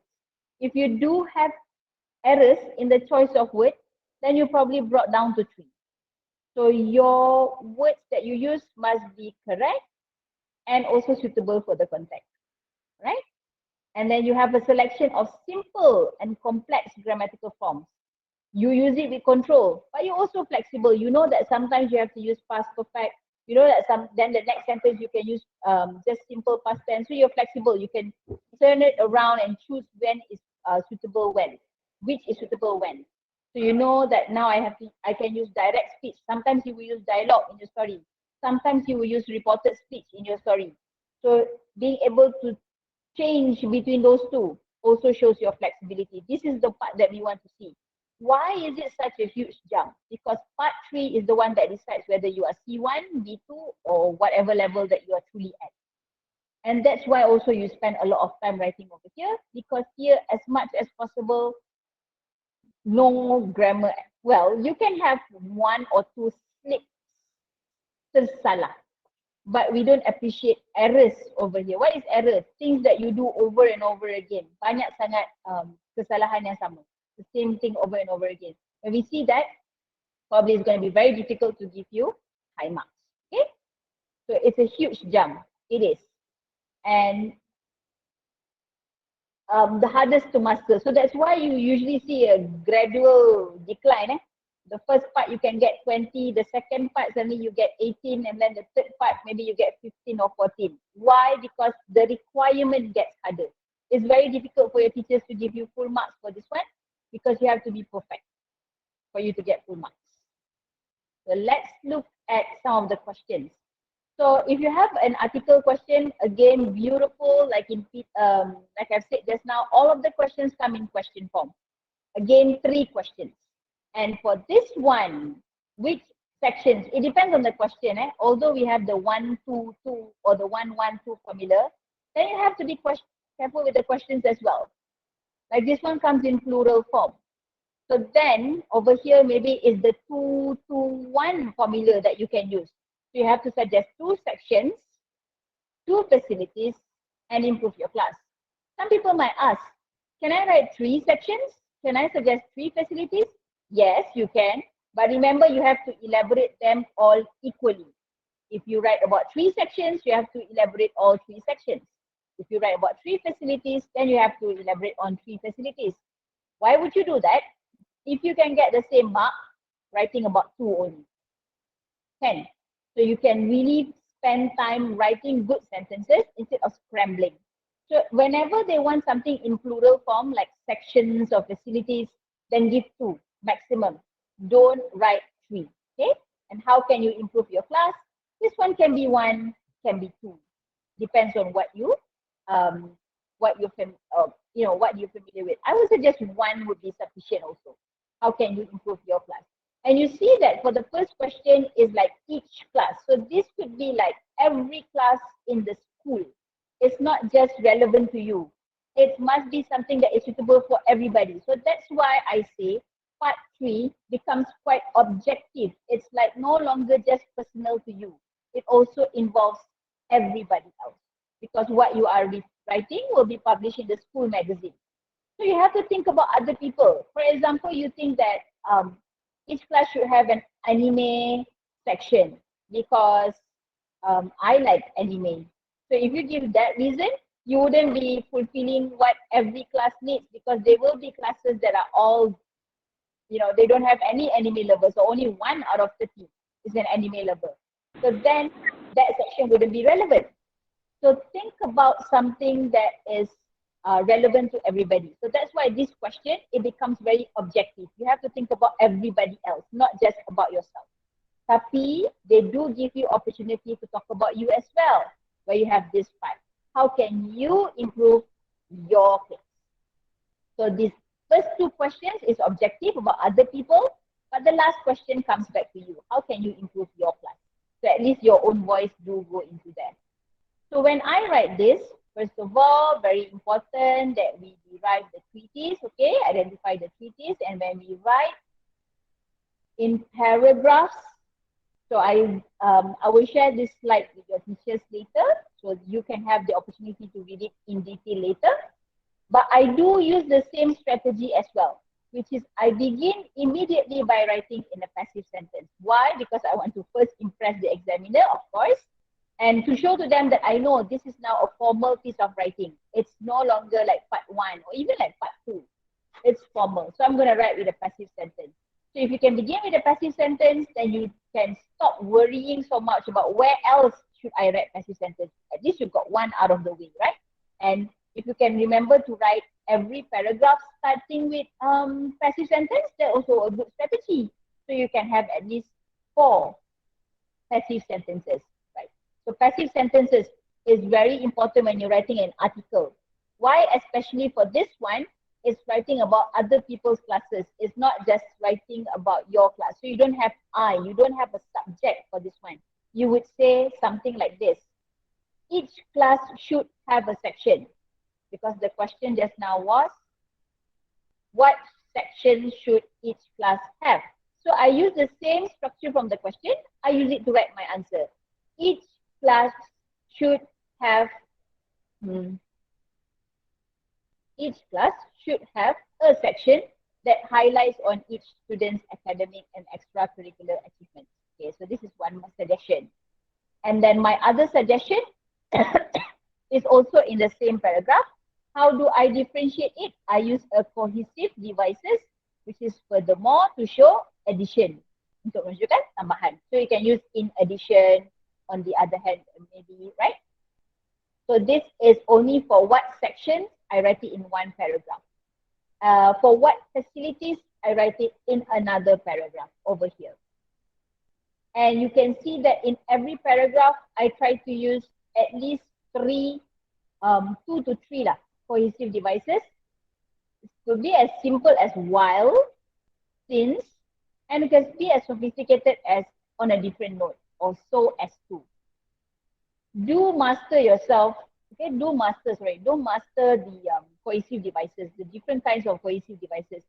It's all available in your textbooks, the last pages, you can get a list of them. Try to think about how you're going to use different ones each time you write. You're not going to use the same ones, like you're going to use furthermore. If you use furthermore once, use another one to show the same effect, okay? Because you need a variety. I've also used here, because I'm not going to go through everything, I've also used over here 2 conditional sentences. One is the first conditional, and then the second one is the first conditional, and then we have a second conditional if I were given the chance to improve my class. Okay. Only this part I've used a personal pronoun, which is I, because only the third question asks, how would you improve your class? So only this part I use a I. The other parts, there's no subject whatsoever. I just say each class should have. So it becomes that objective, that, divorce. We're not very closely connected to it. We are suggesting it, but we're not saying who should do it. We're just saying each class should have. Okay? So when you do that, that establishes a very good feel of an article, because articles are usually going to give suggestion that is very generic that everybody can apply. And then the amount of cohesive devices that I use is 1, 2, 3, 4, 5, 6, 7, 8, 9. I've used 9 throughout, and the total number of words that I use excuse me, is about 285 words. Yes, I did go beyond 250, but it's still within like 20% of it. Doesn't exceed too much than 300 words, right? It's 285 words, still okay. Doesn't exceed too much. I've used primarily simple present tense, okay, with a lot of models. Should, may, should, okay, I don't have a lot of other kind of tenses, but I do have a lot of mixture of different kind of sentence structures. I have passive, I have active, I have complex, I have compound, I have, I don't have that much simple, but I have a lot of compound and complex. So you have to remember that as well. You need the variety, not just the same kind of sentences. Everything is written in passive pun tak boleh juga. If everything is written in the conditional pun tak boleh juga. Okay, everything needs to have a mixture. I don't have any idioms, but I do have some expressions. I do have words that are relevant only to the topic. So this is how you can get 5 marks for your language. Okay, got 10 more minutes to more things to go. So this is for articles. Articles, I think it's not very alien to you guys. Please allow me to have 10 more minutes. I mean like up to 5:10. I think I can finish by 5:10 before we open the Q&A. Right. So the next type of writing is the one that I feel truly connected to, and I think that it's so good that it's introduced in the SPM paper. Why? Because this is the one that's most relevant to you nowadays. In your daily life, you do write reviews to either to share with other people what you have experienced, to say thank you, you make recommendations for improvement. On Shopee, if you buy something, you know, you give reviews to them, then you can collect rewards, you can collect prizes, you can even turn it into a career, like, you know, a movie reviewer or a game walkthrough. You know, you can review games and you can review toys and become millionaires like these people. So the other thing about writing a review question is that you can essentially prepare for it before the SPM itself. These are some of the hot topics. You can review a book, a movie, a restaurant, gadgets, products, a song, television show, a hotel, a resort, a tourist spot. You can talk about, you can review a sports performance. That's quite niche, so maybe not so much, but a sports team. You can review the canteen at your school. Okay, these are the things that are relevant to you, and you can actually prepare for it. How do I say that? Because you can prepare a review of a book you like, a book you don't like, a movie you like, a movie you don't like. You can prepare on all these topics, keep a collection to it. What you are actually doing is you're not memorizing. You are actually improving and getting the correct words, practicing how to use the correct sentence structures when you want to recommend to other people, right? When you want to write a review. So go for review because this is very relevant to you. It will not be boring to the examiner. It will be engaging because even if everybody in Bandar Pasir Kusuma writes a review of a book, you will probably have different books and different reasons why you like it. So it will still be interesting. Compared to if everybody answers the article question, what fresh ideas would you have to decorate your class? Most people will have the same ideas and the same facilities being recommended. But then for reviews, you can be fresh because this is the one that is truly good for people who are average, high average, and low average. Yeah, average people, average learners. I know you guys are like the cream of the school. I understand that. But go for reviews because it truly appreciates what you understand, what you experience, and what you like. Okay, so that's why it's beneficial to you because you're writing about things that you know. Compared to if writing a story, you have to scramble for the storyline. So it could be sometimes, anxiety. It can cause anxiety to you if you have to write a story. But review is more relaxing because you're writing about things that you know. So let's look at a question. So you recently saw a notice in a magazine. So you know immediately, okay, part 3, you're not writing for one person, you're writing for a bigger audience. So when you write for a bigger audience, of course, you have to think about what other people would like, what other people would relate to. It's about you, but what other people also would like to do. Okay. So then you have to look at the tone. Yes, it's formal, but it's personal. Formal because you're not just like writing to a friend. You can't make jokes as much. Okay. And then it's personal because it's what you know and what you believe in and what you think you're going to put into your review. And then here, look at the question. Have you read any interesting books lately? Send us your book review. This is actually the first question where you have to choose one book review. One book, not two. Say what you enjoyed about the book. This is the second question where you have to give 2 answers. So we're still using the formula of 1, 2, 2. Say what you enjoyed about the book. So 2 reasons. And would you recommend the book to your friends and why? 2 reasons. If possible, it's different to why you enjoyed the book. So here you see, suddenly, you have this one that is coming in past tense. So this is the only outstanding one so far.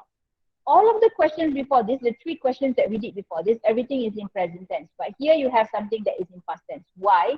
Because if you used to like something in the past, you may not like it now, or your feelings might change about one thing. So that's why it's what you enjoyed when you were reading that book. And also pay attention. This question only asks what you enjoyed. They didn't ask you what you don't like about the book. So don't provide that answer because you might fall under minor irrelevancy. Only answer the question given. They only want to know what you enjoyed about the book. And then whether you would recommend it to your friends and why. So logically speaking, if you enjoyed the book, probably you would recommend it to your friend lah. Okay, so this is how I would personally plan my own writing. So the first paragraph is just introduction where you choose a book. The book can be fictional, can be real, can be something that is memang ada or something that you just made up. But you have to provide some background to the book in the introduction. And then in the second paragraph and the third paragraph, you give me the 2 reasons of why you like that book. If you're talking about books, movies, songs, television shows that all has plot and storylines, you can use this as possible reason. You like the storyline. You like the genre specific thrills. What are those? Like if you're reading a horror story, there are like jump scares, suspense. If you're reading a romantic book, there's like this lovey-dovey descriptions. Okay?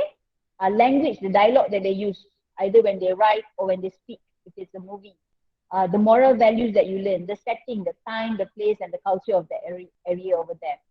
And it's very relevant to what you are describing. If you're talking about gadgets, then you're talking about the features. What do the features that you like? If you're talking about a hotel, then you're talking about the location. You're going to talk about the facilities, right? If you're talking about service, usually you talk about the service provided. If you go to a restaurant, the service was very fast, very slow. The waitress was very rude or very nice, very calm. So you will give things like that, right, for the service. And then for paragraph 4, you're going to put 2 reasons to recommend it to friends. Always opt for yes if it's a positive question. A positive question is like what you did just now, what you like about the book. So you only want the things that you like. I don't want the things that you didn't like. So it's very positive. So it's only logical that you would recommend it to your friends. So always go for yes for SPM. Don't try to go against the grain. Suddenly you want to be like, oh, okay, I want to be like different. So I want to say, I like this book, but I wouldn't recommend it to my friends. That will be quite jarring. So try to go with something that is logical. You opt for yes. And these are the possible reasons. It's educational, it's entertaining, and it's for specific crowds. Yes, especially if you like this kind of book. So you have a specific crowd. So let's look at my example over here.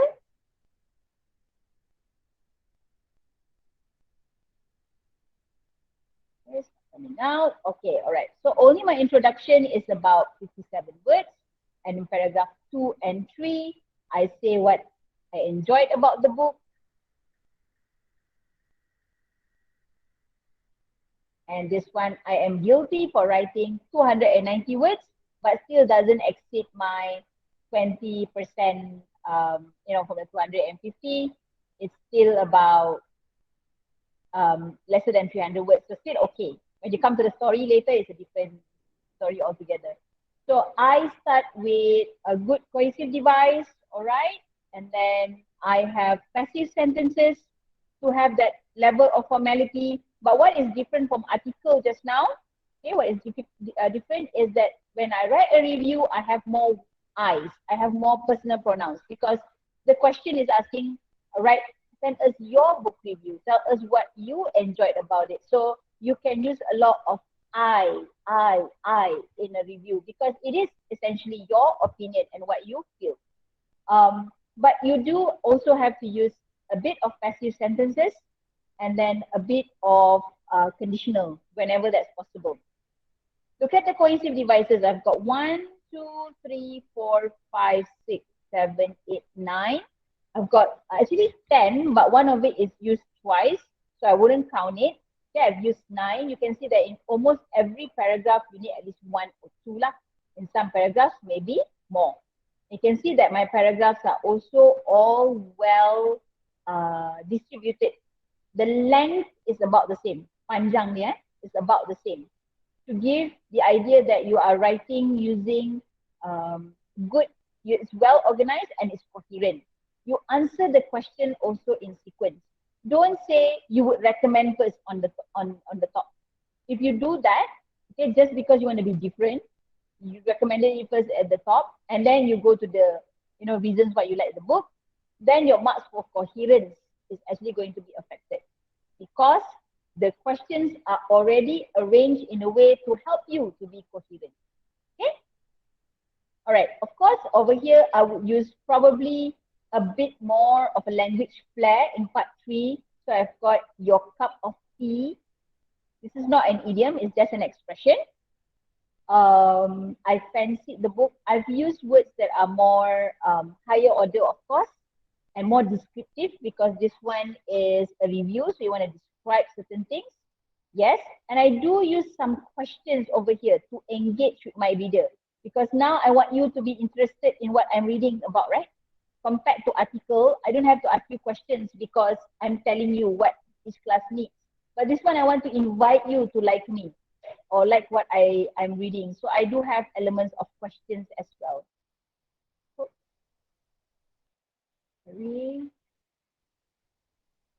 Okay, so I do have elements of questions as well over here. So you can use the technique of questioning, a rhetoric question in part 2 or part 3, but not question text like right, isn't it? That one will be for part 1 lah. For this one, you're going to use rhetoric question and it's perfectly fine. Okay, so my advice to you guys is do go for review.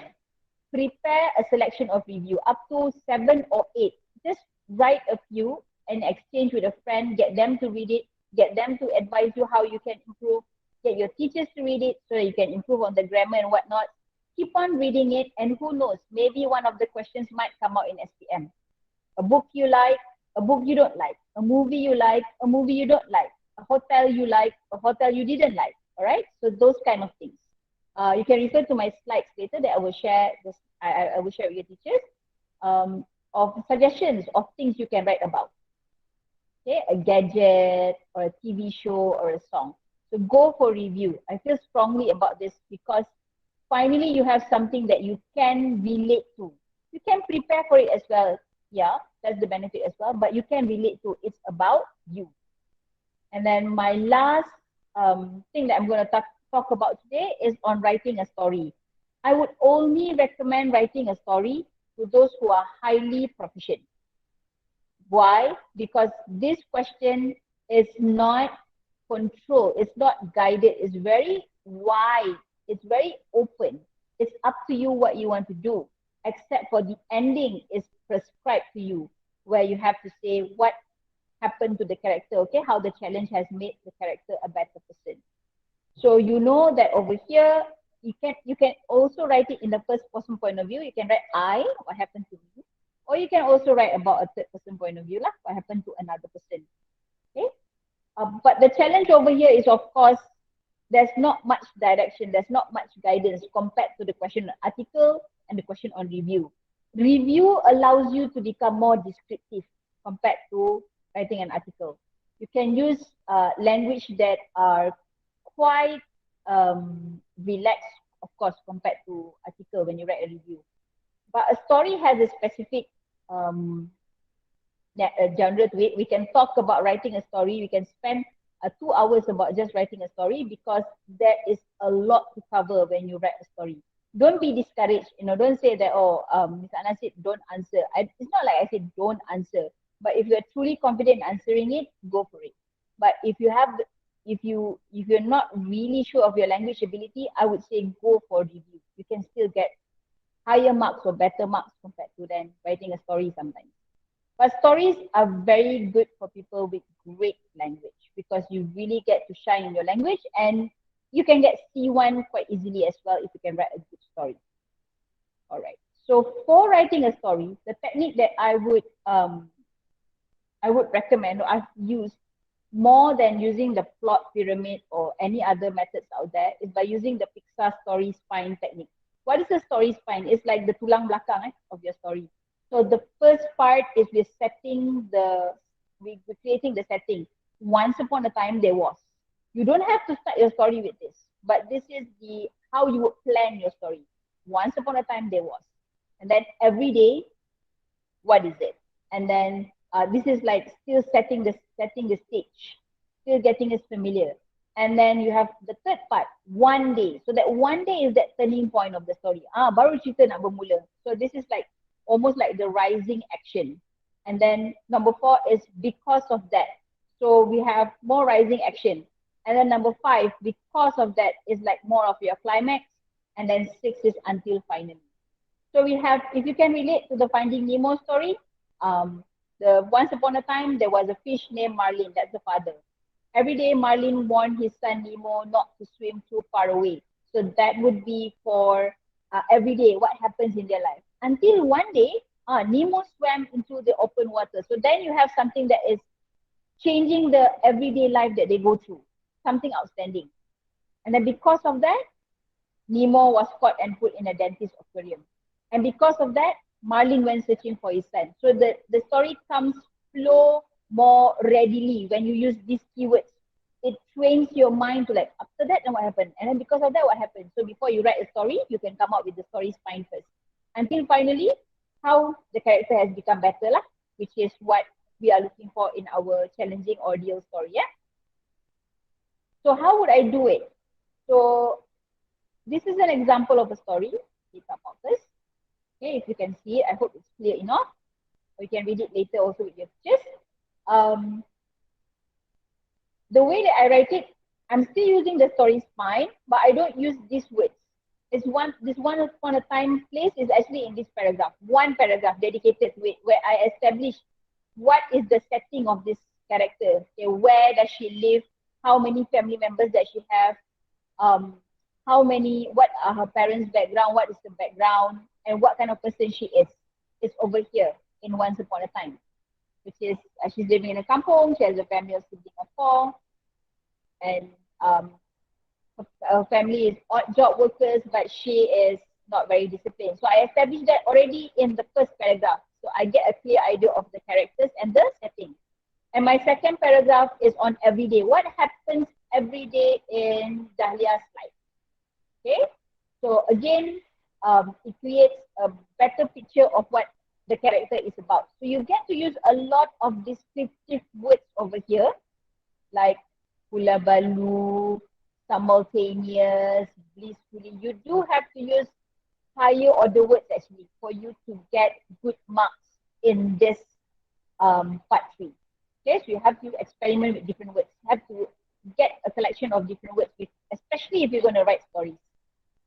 And then for this part, one day, I have another paragraph dedicated to it, just talking about what happens in the life one day. She was late to go to school, so she missed her maths quiz because of that. And because of that, the teachers came to her house to drive her to the competition, but she couldn't make it on time until finally, because she couldn't join it, she learned her lesson, she become a more punctual person. So I use the story spine actually to come up with a draft of my story first before I begin writing it. And you see that it flows very well from giving me a background of the characters until telling me what happened on that day. And please, SPM candidates, do not stretch your stories across many days, many months, many years. No, if possible, your story runs 2 days maximum. You can set the background for the characters, okay, generally what happens in their life every day, but the story itself should only happen a maximum of 2 days. Why? Because we don't want you to ramble on and on until the end. You are not able to achieve what you are supposed to achieve, which is you have to show how the character has become a better person. So stick to 1 or 2 days storyline. Okay, you don't have to write too long until it runs years. Don't write a love saga or epic love story or epic battle. That's going to take too long. You don't have the luxury of time and words also to write. Okay, so use the story spine to plan your essay. I think it'll be very useful. To begin your essay, you can use very different kind of ways. For me here, I use by describing first the place, the setting. And I did write more than 300 words because that happens when you are writing stories. You do have to write a bit longer actually, especially with descriptive language.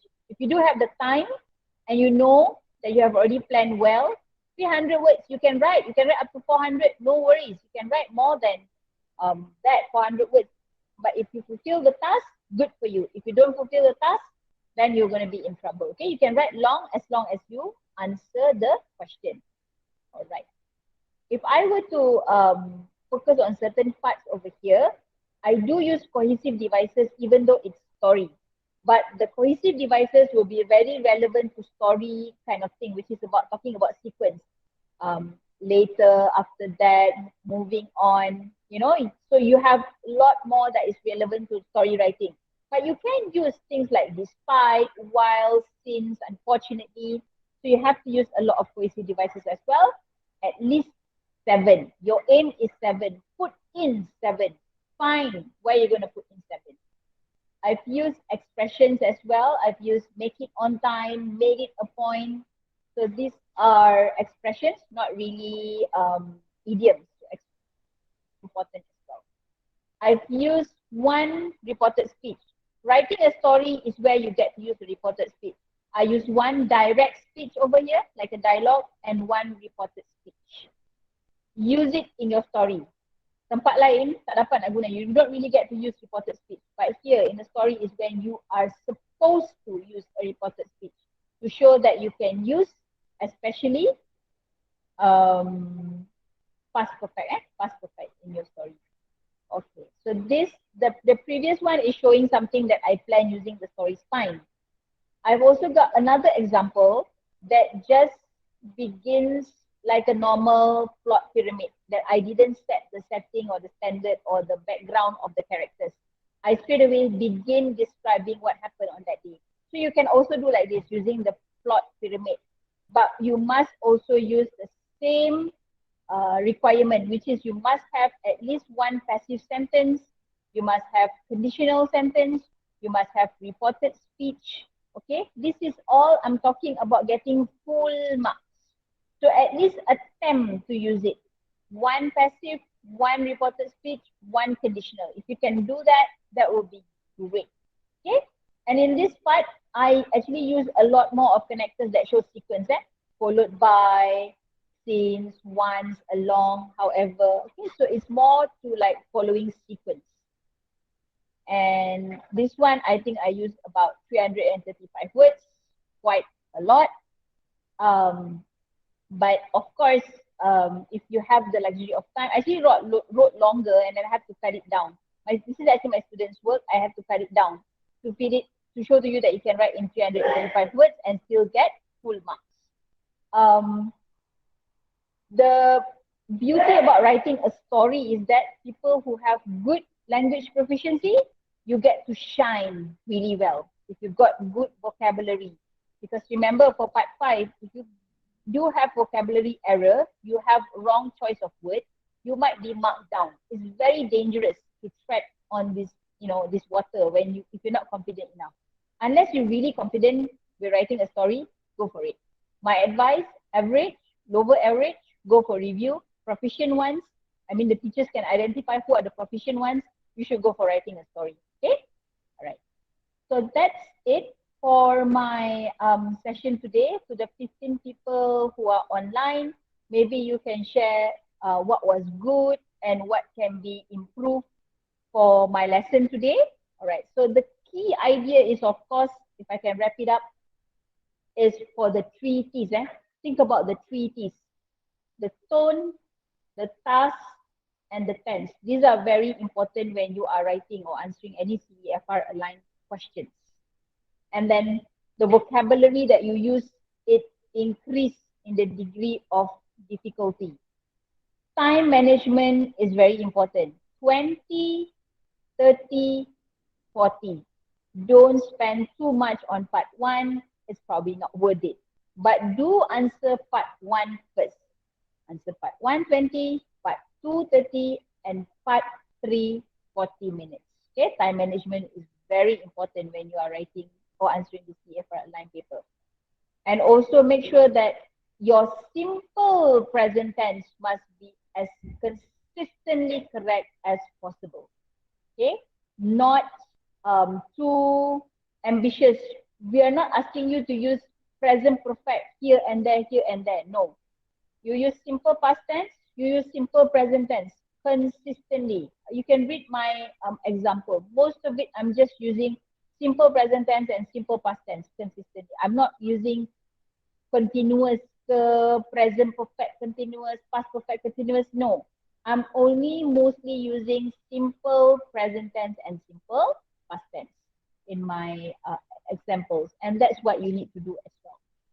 Okay, so still waiting for some responses from these 15 people. If you can share what was good and what can be improved in the lesson, that would be great. I'm also opening the chat box to see if there's any questions. Any questions for anybody? You can also switch on your mics. Sorry that we're taking up much time. I think that we were like distracted for like 12 minutes just now, if I'm not mistaken, during the interruption from some other people just now. Okay. Any more questions? Any questions? Okay, my dear students, do you have any questions to ask our speaker? Okay, grab this golden opportunity. It's not easy to get Miss Anna Shirin because she's quite busy with her tight schedules. Okay, grab this opportunity, ask questions, clarify your doubts so that she can respond to you. Okay, you just leave your, leave your question in the chat box.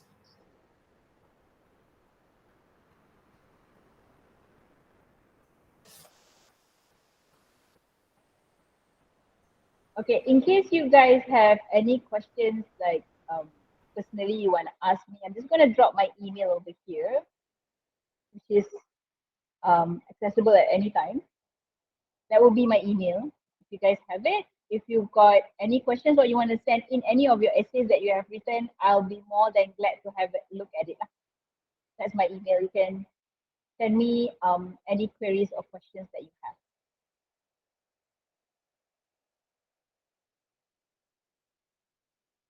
Okay, Ms. Amelia, I think probably there's no questions from the floor. Maybe they can send to me personally. Yeah. Okay. All right. Thank you so much, Miss Anna Shirin, for the interesting, informative, and meaningful sharing. Okay. And I hope, okay, my dear students, I hope all of you have understood the important steps and techniques, okay, on how to score SPM writing paper. Okay. What are the do's? What are the don'ts? Okay. Please always remember to identify, as what Miss Anna Shirin mentioned, identify the task, the tone, the proper language, tenses, and vocab that you should use in your writing. Always go back to the questions and identify the keywords. Underline them. Inshallah, you won't go wrong. Okay. Okay, thank you so much again, Miss Anna Shirin, for accepting our invitation today. Okay, welcome. Thank you for inviting me, for having me. Thank you so much, everybody. Despite your tight schedules, and on behalf of the panitia, I would like to apologize for the uninvited participants just now. Definitely, they were not our students, and we have no idea how they got into this link. And we are really sorry for that, Miss Anna. No worries. Yeah, it happened. Yeah. Okay. Due to this unexpected situation, please do not feel reluctant to accept our invitation again, yeah, in the future. All right. Hope we'll meet again for another sharing session. Yes. Okay, inshallah. Okay, thank you also to our head of English panel, okay, Puan Shahira, for arranging this program, and also to the whole team, Form 5 teachers, for making this program a reality. Okay, to all our SPM candidates, keep on learning English and don't give up. Inshallah, one day you will notice that you can go far if you master the language. Okay, don't forget to click the attendance link, okay, for your attendance. Okay, the attendance link was shared in the chat box. Okay, before you leave, click the attendance link. And should we take our pictures together? Yes, that would be a great idea. Okay, and before you leave, let's take our pictures together, okay, with our guest speaker for documentation purpose. Okay. Okay, I hope teachers also can turn on your cam. Same goes to the students. Okay, maybe I need teacher Syahira to help me back up. All right. Okay.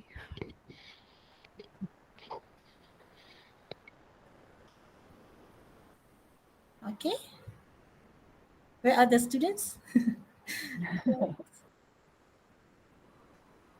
Need to stop presenting, right? All right. Okay. Or you want One. to snap everybody's picture. Yeah, we want to see everybody. So then in that case, just like your teacher said, I'll stop presenting. Okay, that's better. Okay, students, you can turn on your cam.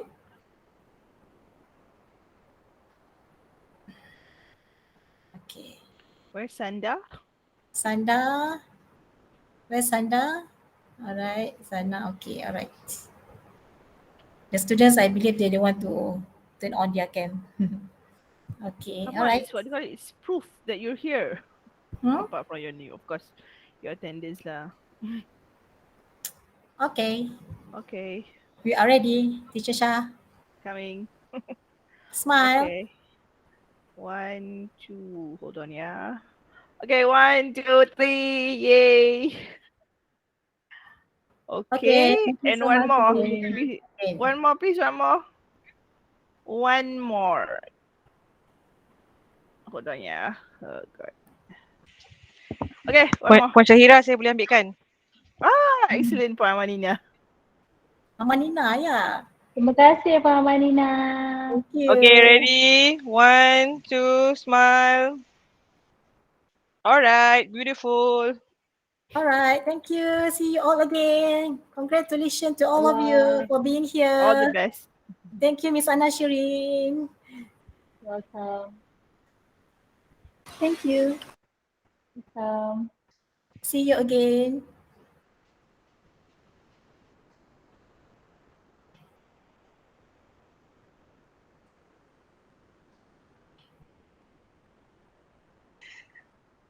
Sabar, sabar. Can stop recording? Can stop recording? teachers wait for a while. Can stop recording? For what? Postmortem.